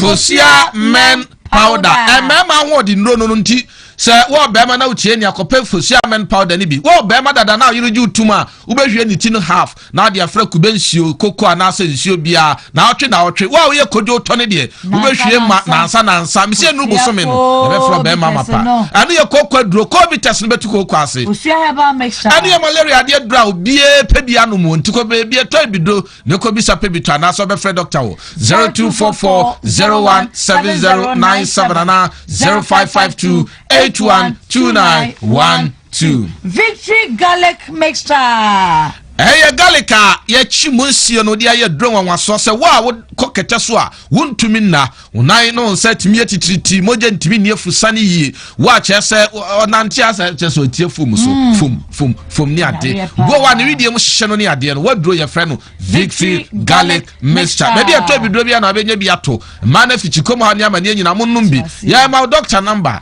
0242 545633 yes subiu 0242 545633 phone we are sending message from Canada say and no man just post an eye day that's not for programs manager when your man a programs manager masa anyasa betu say me boss chewa say do mani ensi abre no that's not for no important Oheneba important wow we there na emergency wadaroma part 2 no di hia pa mewie dare tako mu omumra why dare tako mumra ye be sorry na time one no madi nkomo dare tako Razak Abubakar chairman director yando ensomra na ometrase na yeninko sababu ame na me nyusu me vito na me pull through birthday wishes me quick la ma me sa wa boaje a birthday na we every daughter Solomon Kwati fuku ho na Tom's Lodge eba no na to person fasoni sinimu ba enjoy Afishapa, happy birthday to you. I mean, sure, pa. And then this one is also Astrid. Bro, for the uncle food to you, Kruman and so. Obayana Yensi, a classmate now can acid. Astrid, Anna Epon, Bashabafa, Akolaisu Mami. On also so any birthday. She is 1 year today. Astrid Anna Japan. Happy birthday, our letters are 1 year old and wonderful. We love you. Chapter 1 complete. Happy birthday, sweet girl. May you grow in wisdom, knowledge, and understanding. Na we free. Ne mame and then ebusuan fo enyina ho.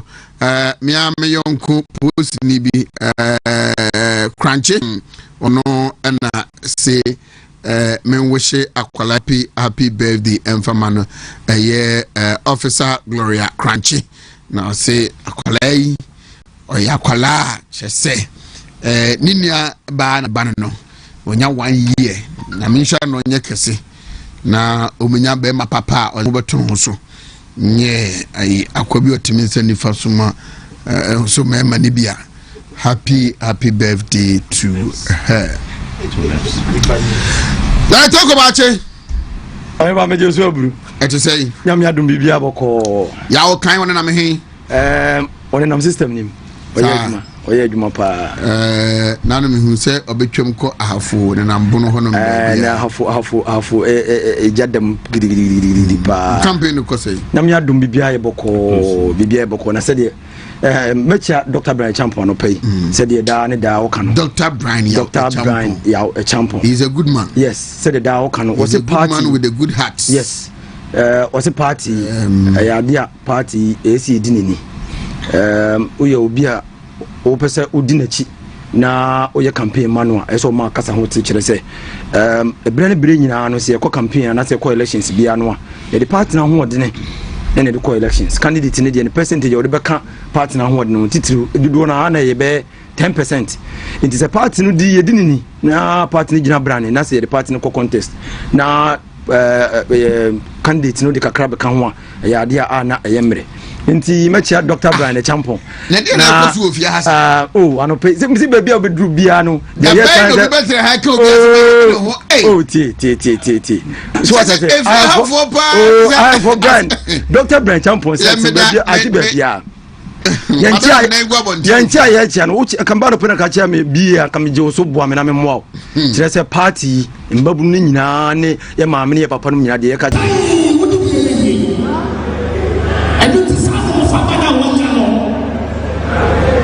as a regional chairman, me more about so.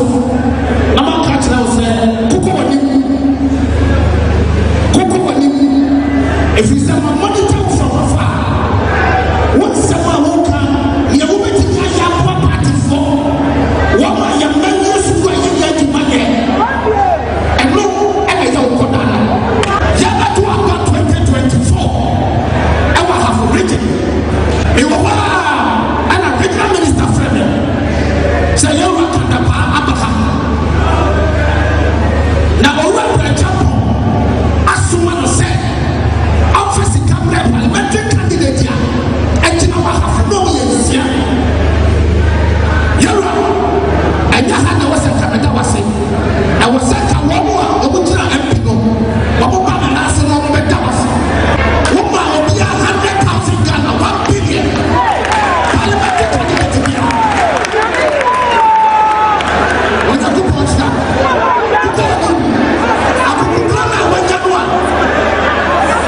Chairman Owusu such a original chairman no miniano no na already adwuma hyehyɛ de experts adwuma hyehyɛ de expert.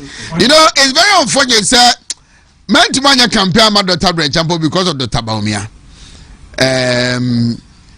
He's one good person. Mon for him refia for mafia na me put through some questions now for another candidate but also open opportunity to campaign for Dr. Brian Champo in 2028 election because he is a man of the moment or you have been for an idea whose time has come, so we have quite offer to a campaign. The strategic way offers what when the party delegates edin komo the need to do in kabumu sunko a wo preach discipline what promise the Beba party resources I was say obeboa am party for I donate selflessly to the party say the beye ebegina brane yet me win the elections in 2028 no bibia kire say enkomo na wo di na nukro ne say wo di ni nkomo wi a enhira wo di hira party delegates ni kire say party no say yes e be party delegates e be ye see ye say aban party ba ban mu ka say be party grassroots no police executives one monya a story to tell tomorrow to their grandchildren and their children e be ye enu ne nda so enne party for na nya ntie ne be be fa bia no omusi biye boame na me moa enti say wo bia wo tie me no pay ah why would you so be adwuma Dr. Brechampon the various volunteer groups are mo yi adwuma Dr. Brechampon mo mama mo obi ehunahuna mo because party akukudufo ene dey build the party wo just say no kwani say yenim amafo bebra yedin but ye omo frɛ ye ansem aye ka che omo say ye party osunkokuku party no say ye won to ko bi ko ene ndisi na eko enye ye ho enti omo take any other strategy obi ansoma media no kura me kan say me nya da agye nkoka any candidate me ma radio station kura na TV station embo candidate bia din da o saa time na me bebo candidate fufu di me bebo Dr. Brechampon din ne ma kan sempa wo ka che delegates ne ma so mu nkura say mo to abama no a eyade be ye o kan sem bi o say ansa na o tra say so ba be gina contest we mu no obo an ho hwe de asi no hu say eyade a second elections ye de to 3 ene be ya anko ma si the 2-1 enen ke be yanko ma na by divine intervention ye ballot no yankopon ni beto 1 and 3 mfimfi tese onu ni pa se party to abama no betima ka 3-1 na bom ama party na gina brand ni etima ko 2028 elections no because the fact is say e bra ye the primaries in 2023 ana ye say enkabum bi wo na no na mehwe ye ruanapo wo see trust be was a problem going to 2024 elections. We thought everything after the reconciliation, we thought everything was okay. But at the grassroots, things were not okay because Ngofobi are on board for us to do the campaign. And that is one of the things that affected this party. I listened to the interview, and I will listen again. Yes, very insightful. Very insightful. One of the best interactions he has done so far. Yes. Metia, to say, I couldn't stop listening. Yes. Dr. Matupoku Prempeh was to say, and what the Matupoku Prempeh that we wanted to know, no, we saw it yesterday in the conversation, and I will listen to the interview again. And Oheneba, for some reasons, I will listen. Oheneba, if you see his composure, if you see how he responded to the questions, he was truthful. He's a politician, and the way I handle questions and everything, you know, it goes to show say certain things were not right from 2023, 2024. After the primaries, we thought we were all on board, but we are not all on board. And the party who are in the core contest, no, it wasn't as we assumed, and therefore we believe from the team, Dr. Brechampon, we believe. So for a lot of years now, we have always said we have the men. Party we have countless number of people who can beat the NDC on any day because the party now who are 80%, 85%. Now candidate need about 5% to 10% become say anybody a born who say biano ebetima to media ma the new patriotic party na oyene ya to munne na ukonkronkro bebre so a first year say galamsey na mansuo no aye coffee na say dey ene coffee no kron ke nyanke yepe because ene galamsey no ma nsuo na dane ateche eno na me read news now here Takwa area or Western region and none of them no can say Western region a lot of places Takwa nso ayem ni ade nyina and nsuo ni ho because Ghana water for the communion nsufi ni mpokura no an kombe sone nsufi no so amomanya nsuo na atache ene ho no munne the galamsey we are seeing today ye hunu bi da all because this country is on autopilot. John Dramani Mahama has no plan or Sorano Power or any finance ministry whoever they are interested in so obechi dollar and exchange rate esi one. Now we define every aspect of economy. Coming winka exchange rate is stable and businesses right because we say prices goods and services idea bibia ejina din ene enoma kosoro. Meanwhile people don't come to do business and economy obia otie anopa bia ukotena shop from anopa to anwumre people don't even come to the shops and aduane kwa yento aduane minim say among for start year fast news dey businesses are not going on. But John Dramani Mahama is busily thinking, say, and the book means GDP kosoro, GDP na kosoro. Now we are asking, is it bringing everybody inclusive GDP building or whatever? Because people are not on board. Sebio one sika phone corner sebio and kosoro. Businesses are not going on, production is not going on. And then I think the services industry, and echo up. But those services industry, how many people in the economy belonging to the services industry? People are struggling. Businesses are struggling. It's a best party for. We have an opportunity to vote for somebody to lead this party. So you have another time. Yes. To talk about Dr. Brechampon. I don't want it to be part in my dictionary. Intino see a kind of party ujina bunkum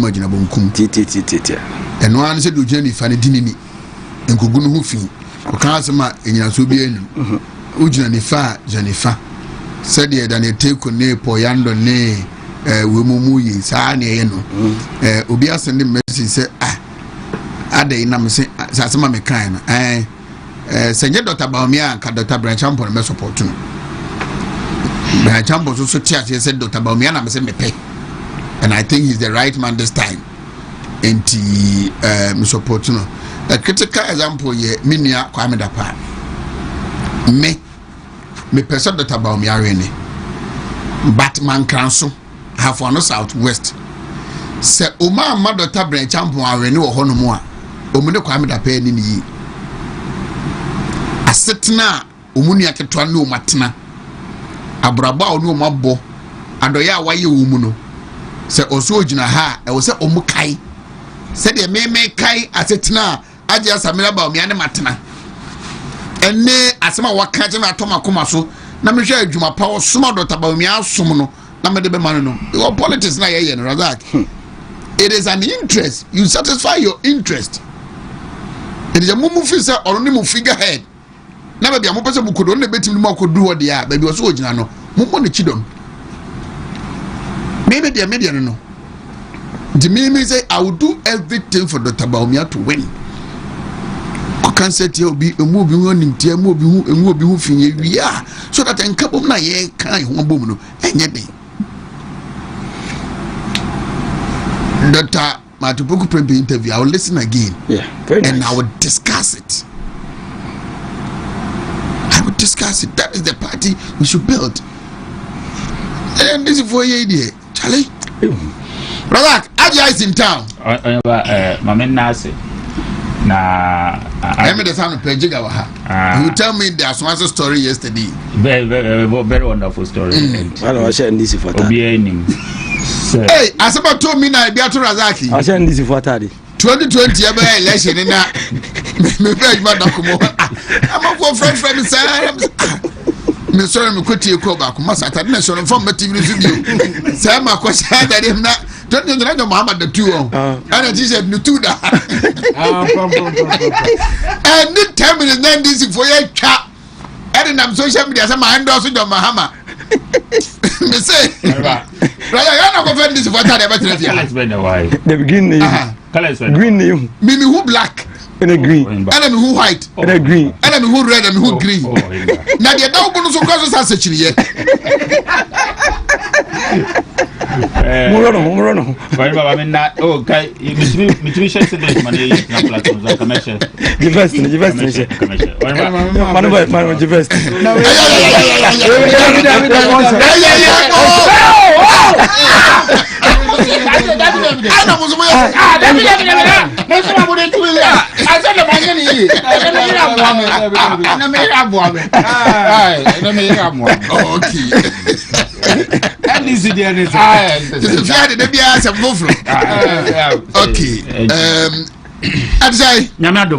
Dr. Mahmoud Baumia, Dr. Baumia, honest president. Assembly I can with them be it towards Dr. Mahmoud Baumia. The Okaye, the Euratico Kaye. First of all, Euratico say the entire Euro Baumia a branch up on the Betmaka party in Abu say on the number 2 or the 15 between your friend is saying number 1 and number 2 and number 3. Unfortunately, Nipa 5 in a contested election. This is Nipa 5 in a contested election. And one of them Nipa 5 in the 15. And then 2 no mark 4 and 5 on your party for Nana. And now you hear almost say you're the backup party na boom. And you say here on the backup party na boom there. Nay here Nipo Betmaka party for na boom. The ocean 15, the ocean 15 Dr. Mahmoud Baumia. True. The ocean 15 Dr. Mahmoud Baumia. So on any part Nipa, your friend is saying also a party in boom. And again, me say catcher no, me say assembly or can or them be in favor of Dr. Mahmoud Baumia. You hear Nipa, Obetimaka party na boom. Or can I say, oh, so best send the bread. Now our book candidate be dean. Now they are campaign party or the body campaign ready. Dr. Mahmoud Baumia and Kuane candidate campaign ye one jina omo candidate be a throughout the campaign. Yeah, right. Dr. Mahmoud Bawumia. So Zambia, your friends, you're right. You can you favor Dr. Mahmoud Bawumia? Intimidate us. So in some Okanya, he's referring to Dr. Mahmoud Bawumia as the best person to lead this particular party. Adana, they be refer to Yura among Kwame. I say just 5 months, just few months ago. Yeah. Nipa 4 years omo contest Dr. Mahmoud Bawumia nyina na say omo ka Dr. Mahmoud Bawumia ye contest nyina. No obia so oye damn good, obia so oye nyansafo onimde. Ye de omanisha nsa eyeyi. So no, that was the point. In someone no mu nyina ye kanu nti na dey na asesa. Dr. Mahmoud Bawumia on sesa ye wo no fo owu ma ye wo no fo. Nipa krona. Nipa krona. Nti dey na asesa. He's the best person for this party. Again, me say somebody take can you be vindicating Dr. Mahmoud Bawumia e wodema and no pay. Or say the candidate has only 5% to add up to win the election. Somebody take can you know. The rest of the 95% ejina party for no so. Nye candidate no so. Nye candidate no so. Nti e na ka say Dr. Mahmoud Bawumia. Ede na e ka say nti de bia o ma ya mateko mra. Okasa de bia every day bia manamra. Okasa in favor of Dr. Mahmoud. So I busy nti me hanu kwa me. Every day bia manamra. Nse ka say me kaza na kai ba kono. Ah, say onya nko Brian. Na kai ba kono. Ba je na me kan hunu pa. Je kebe fon betu. Tama left to say ni kai me no. Me hanu kwa me hunu. De bia so nipa tu na tim. Ne kan. Ka fu flora wa jalo. De bia nipa tu ne. Oh, jo ba say o. I say the candidate has only 5% to add up. And no crap, the candidate because the rest of the party in the candidate in them. So until because you call election a lose one. And the party which has lost an election, even though there was a candidate, but the party has lost an election, not an individual. If you win the election now, the party has won an election, not the individual. And to say shift to blame the core individuals, we will never win an election because then be a better Obakufu na anya de me wa na police station chairman bi o was and I say your friend say subinu wa mon humadi and I say yes and the me na ye jano na wa sit back o say oh and a candidate no nya me wa no kra no say bi so e ka so on chema party for number 2 aban say so no wan koche enti na make say nsema ye kan principle is principle nsema ye kan no ano we should not deter from it ke oba na ka chemo o say manya ka che ewiase say Oheneba ye ni papa no at all the time menyina wo so Oheneba ye ni papa memma Oheneba suban enda na di o baabi na bia obi nka say Oheneba ye ni papa me Razaki de mentimi nka say Oheneba ye ni papa because that was my first instinction was that Oheneba ye ni papa principles. So until then I say and again why I disagree with you Oheneba about Minua the party in 2010 yeah, 2012 election, 2010 primaries. When I was the Gose contest here, he was a city member of Subi, and currently as we speak, Subi for say one of the best MPs of Umenya Subia, a honorable Aziko say. Olusu here was Subi. Principle. No, principle. The delegates feel that. No, principle. Principle. It's principle. May I feel that Yama party, we have eventually call a campaign. But principle is principle. In some delegates, I have found south, right? And I have found north. I found southwest. In some of the in some which is in 2023, he said, Yawura Mahmoud Bawumia is the best candidate for this party. That is what they said. Because presidential primaries will only win here. And me did say, only a principle, only no coffee. Man can so for a no coffee, omudin, and they will still stick by it. Principle is principle is principle. Because you said Yawura Kwame, Dapai. And no, also a Kennedy. I did no castle about Bawumia. Oh no, the 10 months will declare me for 4. So the kind declare about Dr. Bawumia. And no call Ken. And no about Dr. Bawumia. And no call Brian.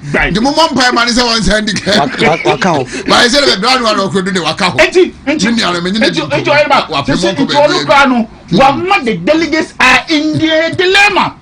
Delegates, because time of the claim about me, delegates. I agree with your pen perfectly, but you see no cross upon say ebeye ya minim kwame minim asentral no muti wo honom se omu hera nimpa no mantie natural power de ma omu no ebeye ya ebeye ya o me see I the consent man no your friend say MP me say mo anya dia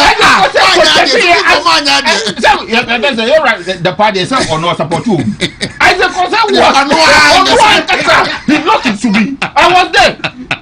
In fact, you see, my all-time favorite politician is Nanado. I was going around campaigning for Isaac Kose. Say, you are mentioned in Munyam on 142 out of over 700 votes. I see. Yes, it's principle. That is the general principle of your friend is saying.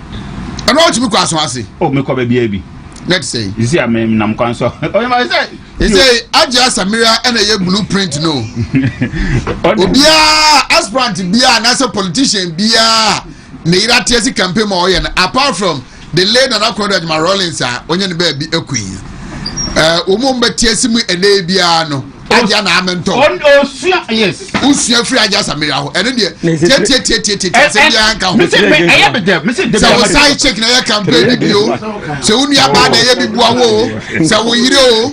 So we baby mama o se die blueprint no wa aja ho. Aja ho on the buy. Mupo momento eno no. On the buy. Te ne kra Japan yire ne mento ne Aja Samira ba ho. And again. So Dr. Brecham yire tisimu an mento eno no. Dr. Educhum. Mi ame mame Mrs. Lawrence in Japan. Online supervising me project with me last masters I'm here. Engineer Kwabena Japan. Na wanya de. O say. Na wanya. Tata no nim say obe. Na say o son ka o ka chere me. Director, match your microphone from Medum. Director Paul, match. As well as so no kwale jega wa ha. Na ana no pameza mu be mo ambushi mu ofia he. Domu ye match. Domu ye nya 3 against 1. O ye mo kasa ba ombuso mutata. Okay, me join you suit no. Why? Ekwakwata dey ase. Good morning. Match. Too much. Asa mo kwa mo mfremi. Kwama na baby outi time ye ko. Baby am to hen.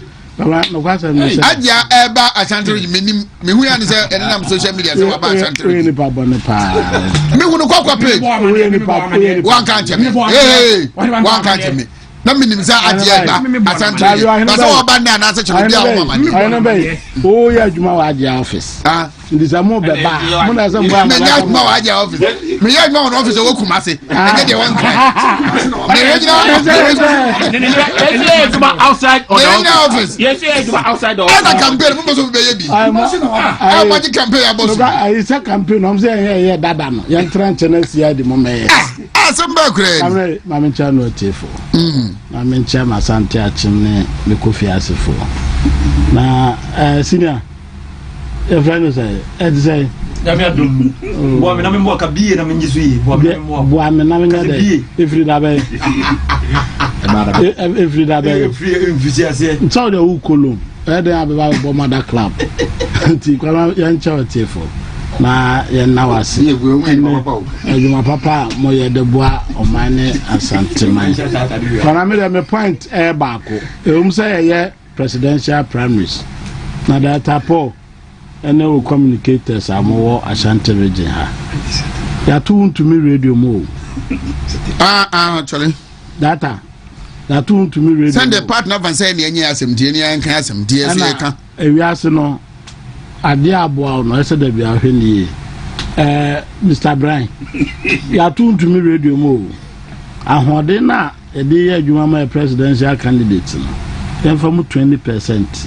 Enya juma fan support to me radio because platform original so kan wa sef na hanya kan se Ibrahim metna bi ai ba omi afo so ha dia ha dia na untumi na ba omi o dia si ha dia nti ahode no se on kwam na se o ko fa untumi radio asem kura ba social media no so a enya ndisi for kra na be attack o ye party for onesa enra ye party for asemo a radio station bi akoka ye say aluta me kwanyara na kamenti omudinda aluta fm obi a grant interview hono eno mu na ye mu flyer ena ye yafa ena ye ka bi the regional minister no chose to address Wontumi TV.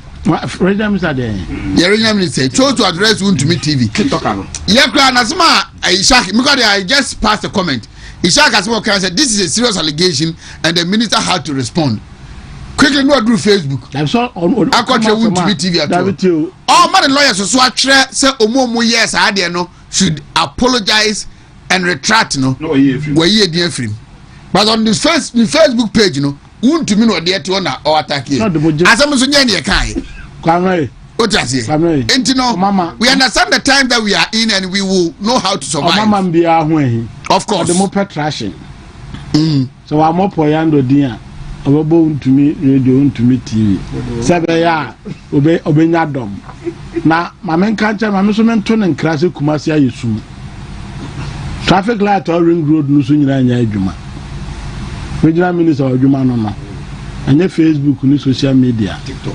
One TikTok for ni wi a be ye bread and butter issue. Ye kwan so ayesum street lights nya adwuma. Ukoso full light street lights no so a ba kokura so full light touching. Ba kokura nya adwuma. Asokwa interchange. Ba kokura nya adwuma. Traffic light a walk from Brewery. Ekwa akosi we dem ye adwuma o mu aye 3. Ofa Anwaga Junction. At the far Babesi Bantama. And you are my friends at Report Junction.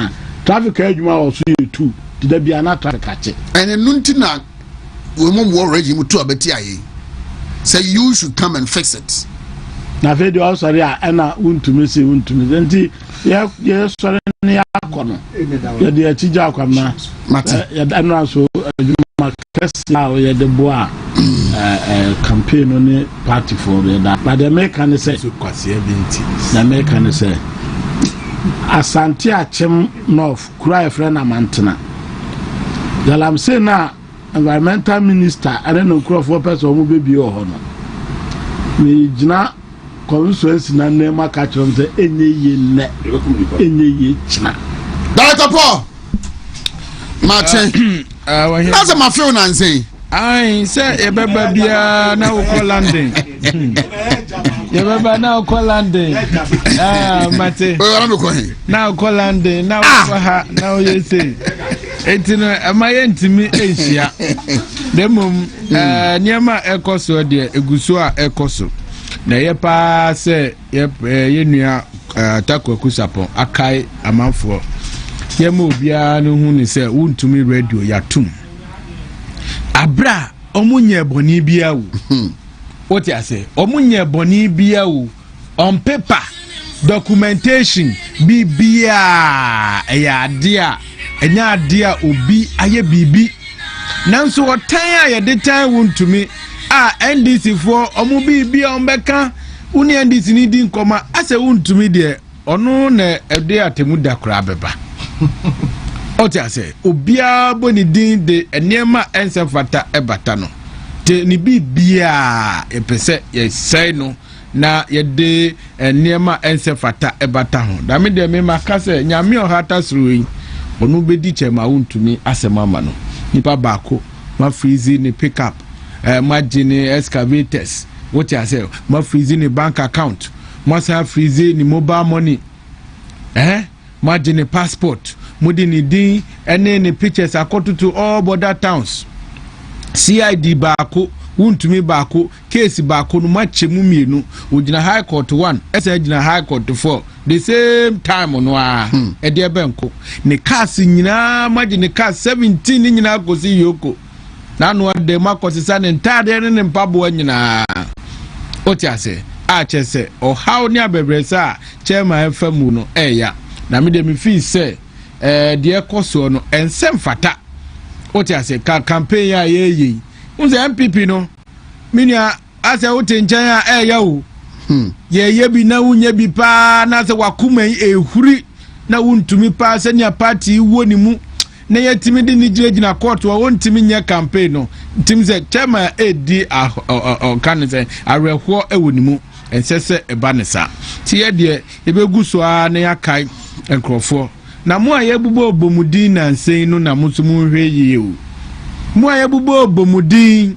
mu hwe yie na ankoba na ekoba na mo beka se ebia yo tan a menua obia nu ho obeti ase ɛno nti na me de da ne da nyinaa no na me bobɔ ɔhaw ne abebrɛsɛ ne wɔtan a yɛde Wontumi ɛfa mu na mo de duru so ne ekobɔ mu din a anaase ekɔfrɛ mu sɛ mo meyi mu ho ano ne so ekɔfa bail bond bi to so a hwɛ no ama meka sɛ obi ɛtan ho Oheneba enti me de meba hɔ demom no ma me kwan na menka nsɛm kakra ɛnra yɛti free yɛ ma me Hajia Samira ho ɛba yɛ no kakra sɛ ɛda dwoadai ɛna obeduru Asante Mantemu na ọba yɛ no Oheneba ɛyɛ nika sempa a kyerɛ papa yi ɔde buo ni nidie paa ma Asanteman ɔte ase wama yɛ hu ni pefe sɛ Asante Mantemu ano ɔtena yɛ enti ni bibia ɔda ne Samira Bawumia no ni makeup bia wɔyɛ how she has been made up now bia no or attribute to Ashantis artist obetimi kra friend no because na dua ni obedi ye ni nsu obenum ye nkro namfofo ni bibia no eye ha nti oba ahia women organizers nyina ni wo mu edi nkomo fe kama council of elders ni patrons so mo region ni mu onu omu nyina ahia former party executives nyina wonu omu nyina ahia oti ase ena osansoso ehia coordinators oti ase coordinators nyina ya maame Hajia etimi ene wo mu ehia fe ena one regional executive so ehia ordinance sempo ato yanim kama ena endro anoa so otimi so ebo anan eko asoase ene ehofo so ekodi nkomo owieye ena osanko asokwa constituency mia mediem etuso ene wo mu ekodi nkomo fe ye wieye na yede bibia no ekowie ewo enhyiaye so ene ya no pay okọ adwira oti ase ofri adwira obeba agona na ofri agona so a waba bewie ewo kumawu that is ene de no na Oheneba maami ba ye no ne nsem a wo ka no eya de a eto akoma so in fact me de am advocating say sisia no obi a wo pribia no ne yire meka sankyere yen ye nyina ye ntie oti ase because obana semu a wo ka no Samira semu a wo ka no kyere se o se na anu adayawo ena ne ye nyina ye bo Dr. Bawumia baso ye nyina no ka kyere Ghana for say Dr. Bawumia yi obi a osefata onimdie onyansa owakumapa owodo ama MPP ni Ghana nyina yemfa Ghana nsa including nipa nan ya sesi a wo mo se yemfa Flagberry imo ema wo mu no eti asema na ye ka no nyina no a ye ka kyere Ghana fo ebi fa ye bi amfa no sesi a ye sa ko change no a let us say we have not been consistent. What I say, so catch your be say ade we ye. Enti catch say there be ade we ya me ka say ye no, me change ni the fofra ma wa. E dey doubt to kakra eba.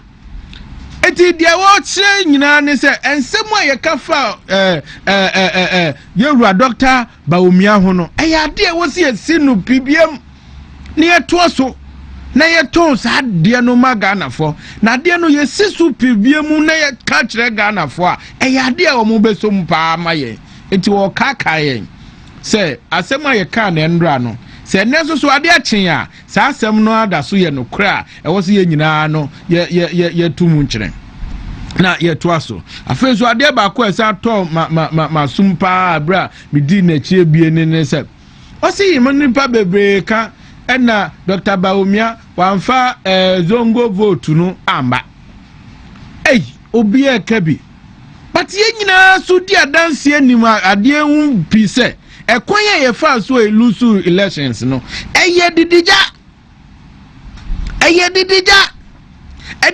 so no ene muna nenam oti ase ye hankrofo ye wo mu sei ye tutu light be mu 3 days ni to light be mu ye beto ba 3 days ye beto ba ni to petrol mu no zongo ni no ono onte Ghana habi ono so affect no What you say? And your man, yeah. In fact, there was a time crano, and my friend is saying, IMF for crying a bear more. Nanka Yamadia cry a bear banny. Yamadio, not Katie Amon, Baba Banny, Yamadia. And you Katie Amon, a bino. A bino, Baba Banny. A Baba quite small catch him was a shot. More people before he said the one yamu. Am I a Madia Moban? Munim nam the corporate cultures when you move.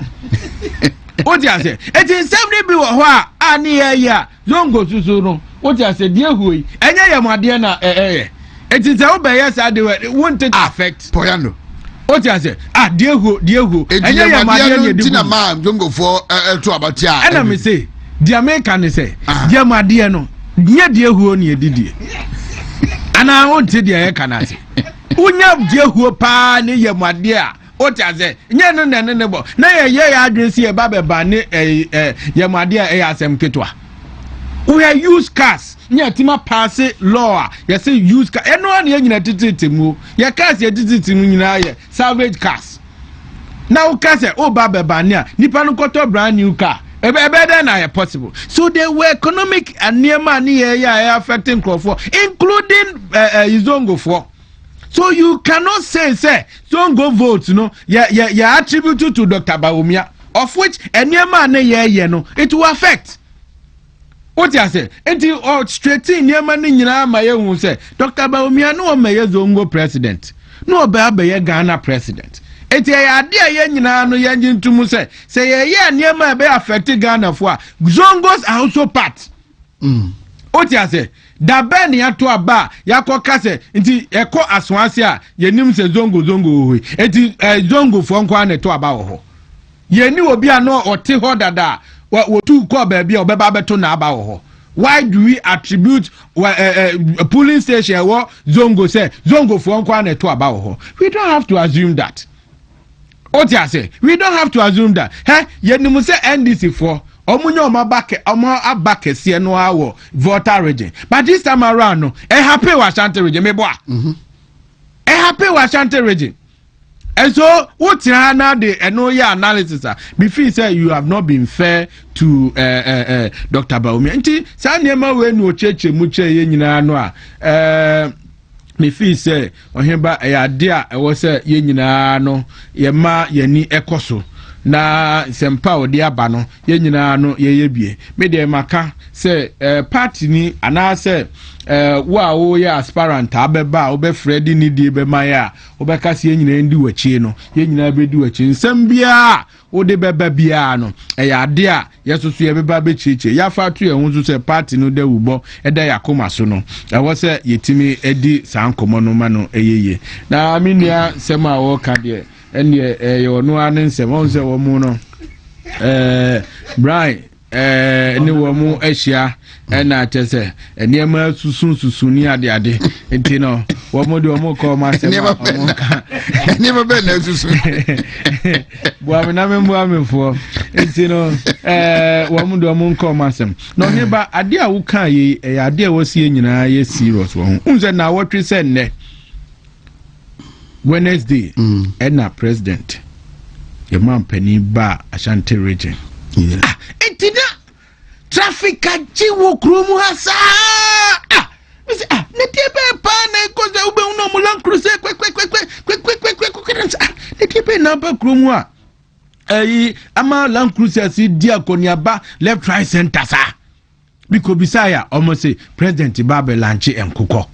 Nkete adia womu wankubi enkuko mankubi semi dem hu traffic no enkuko kete na ama ekromu traffic na dia de eti akobi ne ka che me se wo koye no ye lay carpet awo Jubilee Park na ya bodom e condition gum ne di nkuko yi egumo ekuko abra nipa na wono ko program no eti awiem ena nkukọ nugu ye friend say air condition mu ade anything there nkukọ egu air condition mu eni achi akukọ ba ko ne de achi wo hene ba ko nsem se ye launch akukọ Oheneba ahomte so we Ghana pa baby a yedu ewiase mu nyina fourth industrial revolution a chese ni mudie ni ade a ekoso obia pese de ba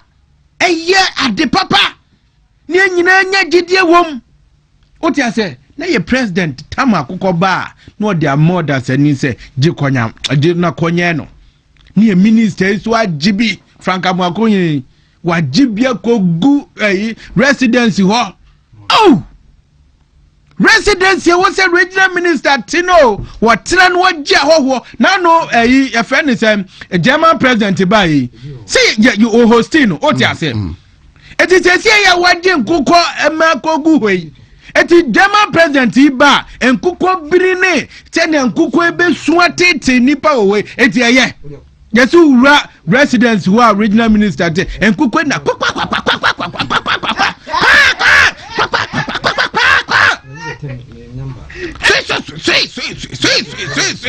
ena wamu ewo regional minister atoye eti sani ye di minister oti ase sani ye di minister na nkoko ya modu o mabai oyeba obie ni ho ye training no nkoko ho and commodity policy no there should be a form of training and orientation as to how to handle and kuko school 3 weeks 5 weeks ni esua kuko ho ne amasa na ekọ ne ba we de obie ni ho ni akoko ho eti akoko ne asoi menti ase wo ye kwakwa menti ase eti ebe de no matima handle akoko yi oti ase na abani sei na mu disikante se akwa shem say eno ene de ma Ghana for in any case Ghana man nyina ye 32 million musi nkuko amakra ba nyina so ye 3 million eti yakase ye wi nkuko ya ebeso ye oheba omu benyini ombeto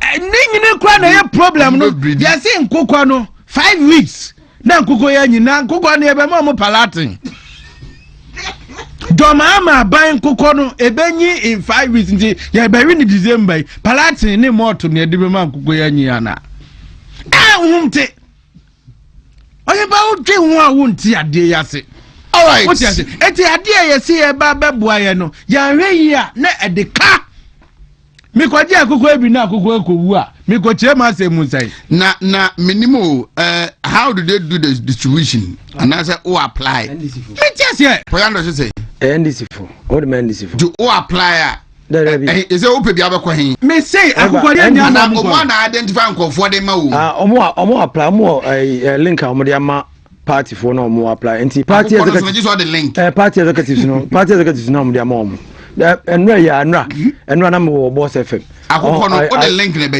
na mo boss FM enra asawanse vice chairman o say man 50 se onkonkonye there's executives no match am omo but eyesuehunu ema MPP for a ma omo appointment say MPP for so ye Ghana for ye delegates no mo grassroots ye Ghana for mi bra panyi ka say no say ye didija ne man kofo bufu ye giving certain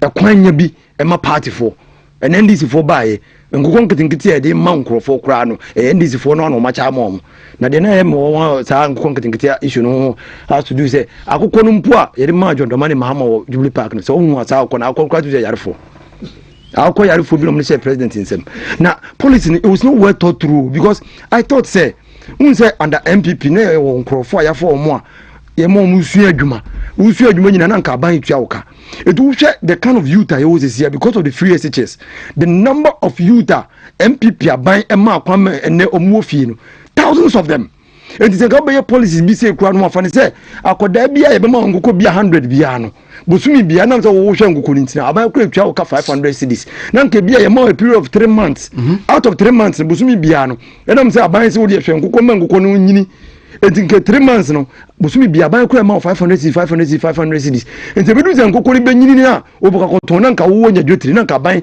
ayi ne sefru so ne nka kofa babunu foforo they have not thought through they just throwing this out because promise made promise fulfilled the NDC doesn't have a plan enutina ban ebesi ne nothing is working bibie no mo mba o mayo they so am interchange ya ne yeyi ebesi ne from January up to now uduru a contractor no wasesa nkofo gu wonum kuta hwibaro omo twanwen ko guwa no na o chan masa twan ko guwa nothing is working there ko na hinso aswa constituency ekwan ye wo ho no mo ana nka yeze nka ba na nka ban wo aban mu a anka ye quota ho ene nsu ato ese kwan no ene be ekwan ye nyina kwa anto akwan no so ko he the investment aban MPP aban ye ebesi na nsu to se no the NDC as a minim we the votes omunya na Asante mu harma they got around 717,000 votes in Ashanti region. The whole voter region, votes NDC Nyaya was around 500,000. Goes to show say votes for Munyano Ashanti Memwa, and those in voter region.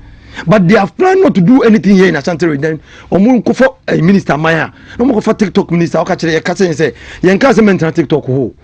Na uwo asudie as the head of Rexex. So me yinkumpuye feel safe. And now we are beginning for room. Eka kire say ofurukum light free Anoga junction ekosi tech nkanya ni nyina agina so forget is wo free adum ko do Anoga junction na nkanya ni nyina bebre na adum this minister yenya no who can say because of the goodwill the NDC is having and because of our internal politics entino and ye jaw mo no mo have free roll the time bia no eno anam wo Garden City radio now there was this Bishop Shaw okay now me MPP ni be refinidi or one of the people who call on radio. Now, because he was campaigning for one candidate, now ostracizing the other candidate. Then I quickly responded, say, "Bra, I will say, be a part a camp now one, but no credit say a party now what I can. Because that individual now who supporting no, say you may be dinamo. Then I'm saying, Mama Dr. Bertrand Ponti. Now my fuck candidate for me horona. I'm attacking the party instead of that candidate, and that is what we have to be very careful, because party no, as you know, be just a bit in there." And then you need the end Busumi said the director kind. And fear 9 year babeta and this yabaimo. It is the intimate can one bomb and one yakona. Ye dear dance a fat, Nanado Danko Kufado, Abamunwa, and ye. It's even though we are having our internal politics, we should not lose our brains, we should not lose our minds. We should know that we have a party that invested in the youth of this country. Paul, and therefore we should do the right thing. The diaspora phone come and pay midi, you know, mana mintiu. Some branch chairpersons a petition the party, especially the election committee, say omo decision say proxy, say omo akwanya so mo toaba no mo amana ne omo ntumi ma no mema obi agem dia mo no sa hyehyɛ ne atwam and say wo betumi aba beto untumi ma eno ano.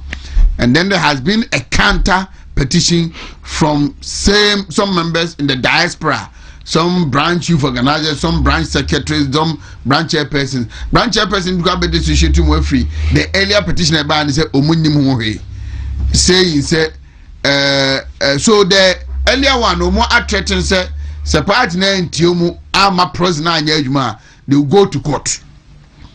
And there's another group so abe Sabi use the word say Abel Robeshe, the first petition is the channel no crowd proceeded fast no any Omafa Franco Credian Shima Omunka Bintino Musadino Omuchem Omone the election committee in the yard say there should not be any prosy over to me baba untumi ma eno Paul Oyemba what's a media then I think say metie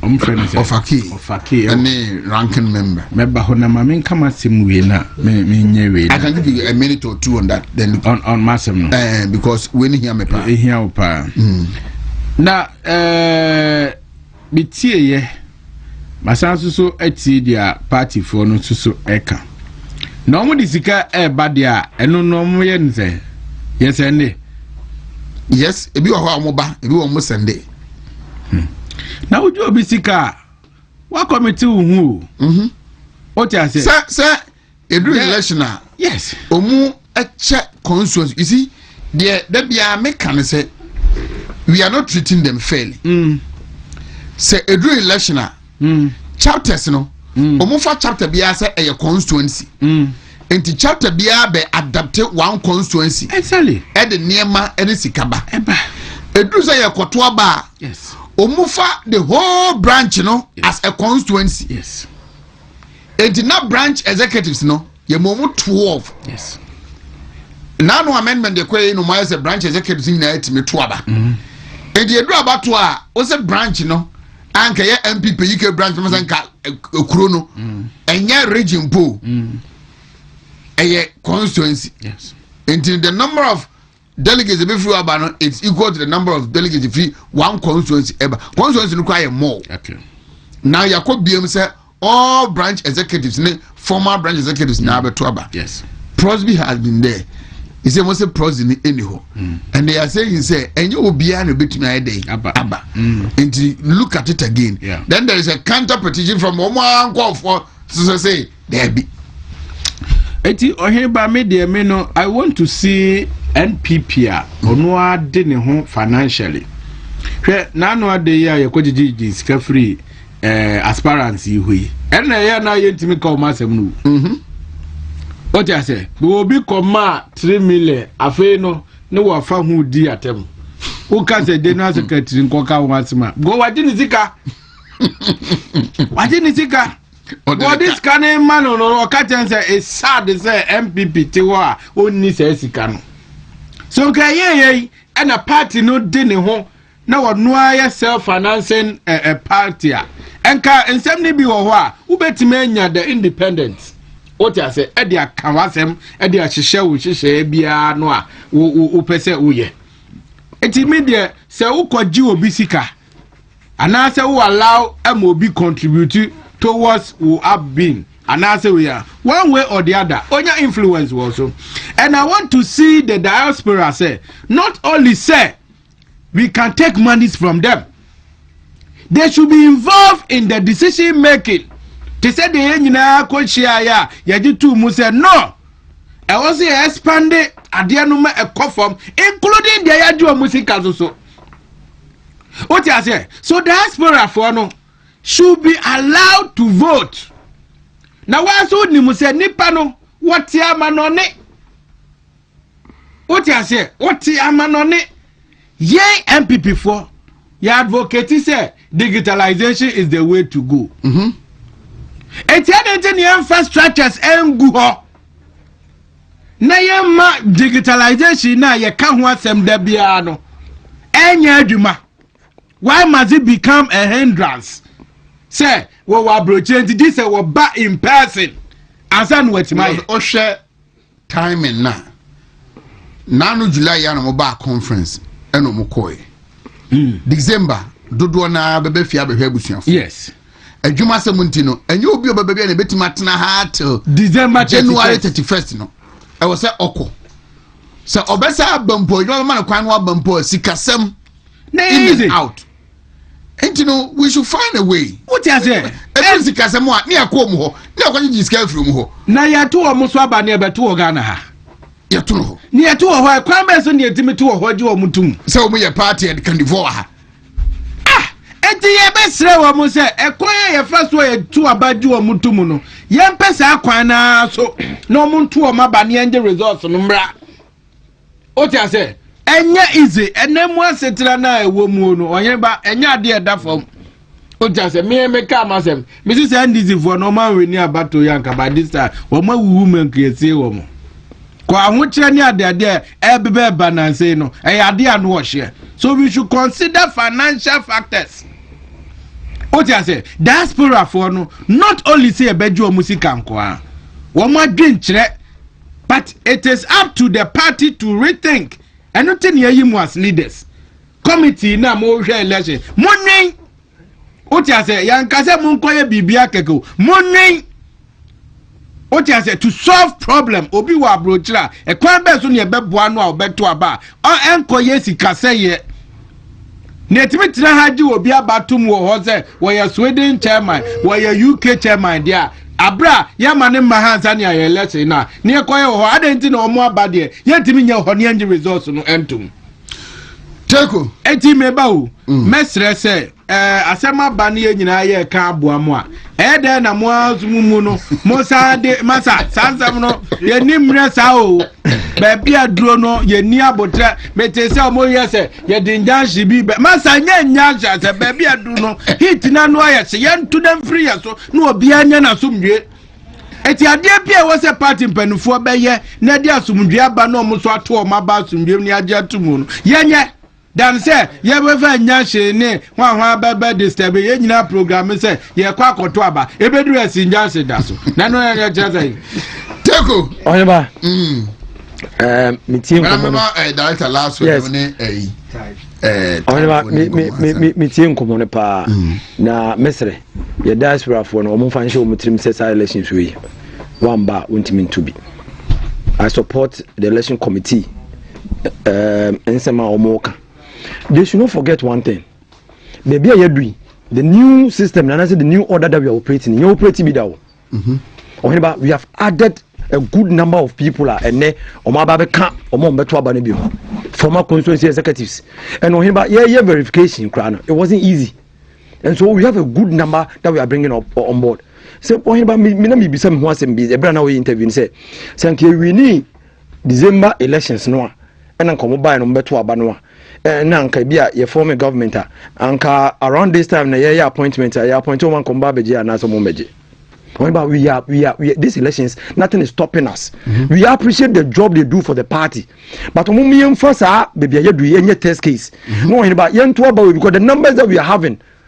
Time no na minim to almost go for being corner what if a candidate doesn't have a rep over there and doesn't trust whoever is saying say or ye be a SMC rep and answer whoever, but I think say the party any didn't because they made certain proposals say number of people are near more to about diaspora no so and then you call conference no omuba you call conference you do two almost say oh number no because of their contribution no number near the more no form and the increasing numbers na more the increasing numbers no so muti some down kosi I think say troublesome because of the new numbers we are having.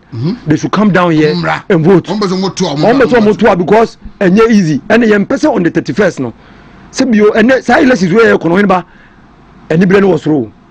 Any brain was wrong. The vigilance is going to be super. It's going to be both manual and digital. Because you move one ma ye rep no te one no not drones na so I hear cry rep no say about one more to know. And now they are betting on my elections no akoye say go for be the do ya adwin be di agro no we are into win. So constituency mobile fly 276 Oheneba me say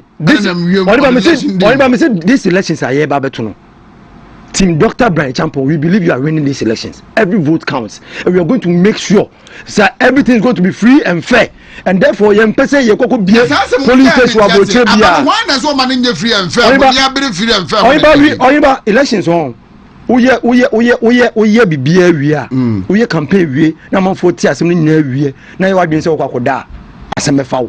Strategy ends after elections. And we are going to win. We are going to win these elections. As a brand, that they take who you want to say. But just say, I was a prime minister, Codarata Park, Casatra, and Adrian said, well, Shama said, what was our counter view? Thinking I am prime minister. Near baby,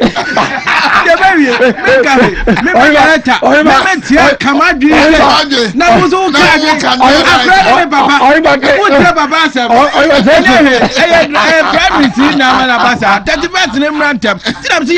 Sofi bibiana ajani mese kona nipa kra honto no Oheneba na asembia koso origin mu ahia se ka ho asem otia say there are serious allegations to and I say towards the original minister Mr. Anya say wo dia wo srebe enya wo na you wo frim Mr. Na say mo kan ayensem ayatitibie onipa na wo bo ni di no Wendell Yeboah no were you head of mobilization for the democracy hub democracy hub na NDC for dia sankrofo no no mo ye demonstration kra no a wo mo tibi bowra police car mu ekotu car ki to twiri nwuram that to the extent as our democracy hub no etie atwemango be just south me constituency NDC for so dey good NDC for no so ye galamsey what you say aye press conference Regional Minister Frank Amwakohine, yes, who to Galamsey,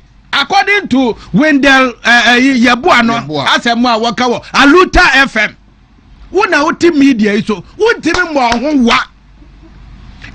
Among the lawyers actually Ediama Wendell and chance I know patch on yes, take him over that sign here, almost Percy a John was a muka. But who minister Ube, who saw more 2 weeks? Sir, Galamsey for you sorry for Sana who Pamu Monua Kodi. Who Pamu Monua Kwakodi. It is the minister why affair. And and what dressing what in there niti san what dig galamsey allegation me say allegation according to Wendell Yeboah NDC ni otia say and what dey asem ya to minister so otia say minister kasa untimi fa court to me brabra so because in the parliament crime yes of course parliament crime you say asem wo court to credit so appointing chief justice otia say minority catch mo say asem wo court yenkoka mo say there be yendi they just asem wo court we timi kan wasem eti minister Frank Amako hine asem aye kan krofo si wutu tina se wo ye fedodo en wo nan wo din de ni tin wo ko ba no sa wo di galam say o ti ase eti ya asem e wo so ba yi ano anya de wo ya omiehu wo ye susu omiehu ni atwa ni din to ho list of galam say yes ya yesu e ba ye betwe wo mo Oheneba birthday do message mama. When is the birthday? Dr. Foucault tie me pa. One of me social media generals mesre. Me nuaba Olivia Odu. Or your party adwuma pa. Oh Olivia. Yes, Olivia birthday. Yes, Olivia Odu birthday. Oh I see. Yes. I have seen her very loud and clear for. Oh yeah, asset for the new patriotic party. Oh yeah. Oh no, that MPP. Oh MPP ni MPP adwuma pa. Enti bo se ba message Olivia Odu. Olivia ni yes, adwuma o ye ma Dr. Ben Champon. Adwuma o ye ma Dr. Ben Champon meni so far. Dr. Fred Che Asamoah. Yes. Offensive North MP. Oh yeah, adwuma. And yes.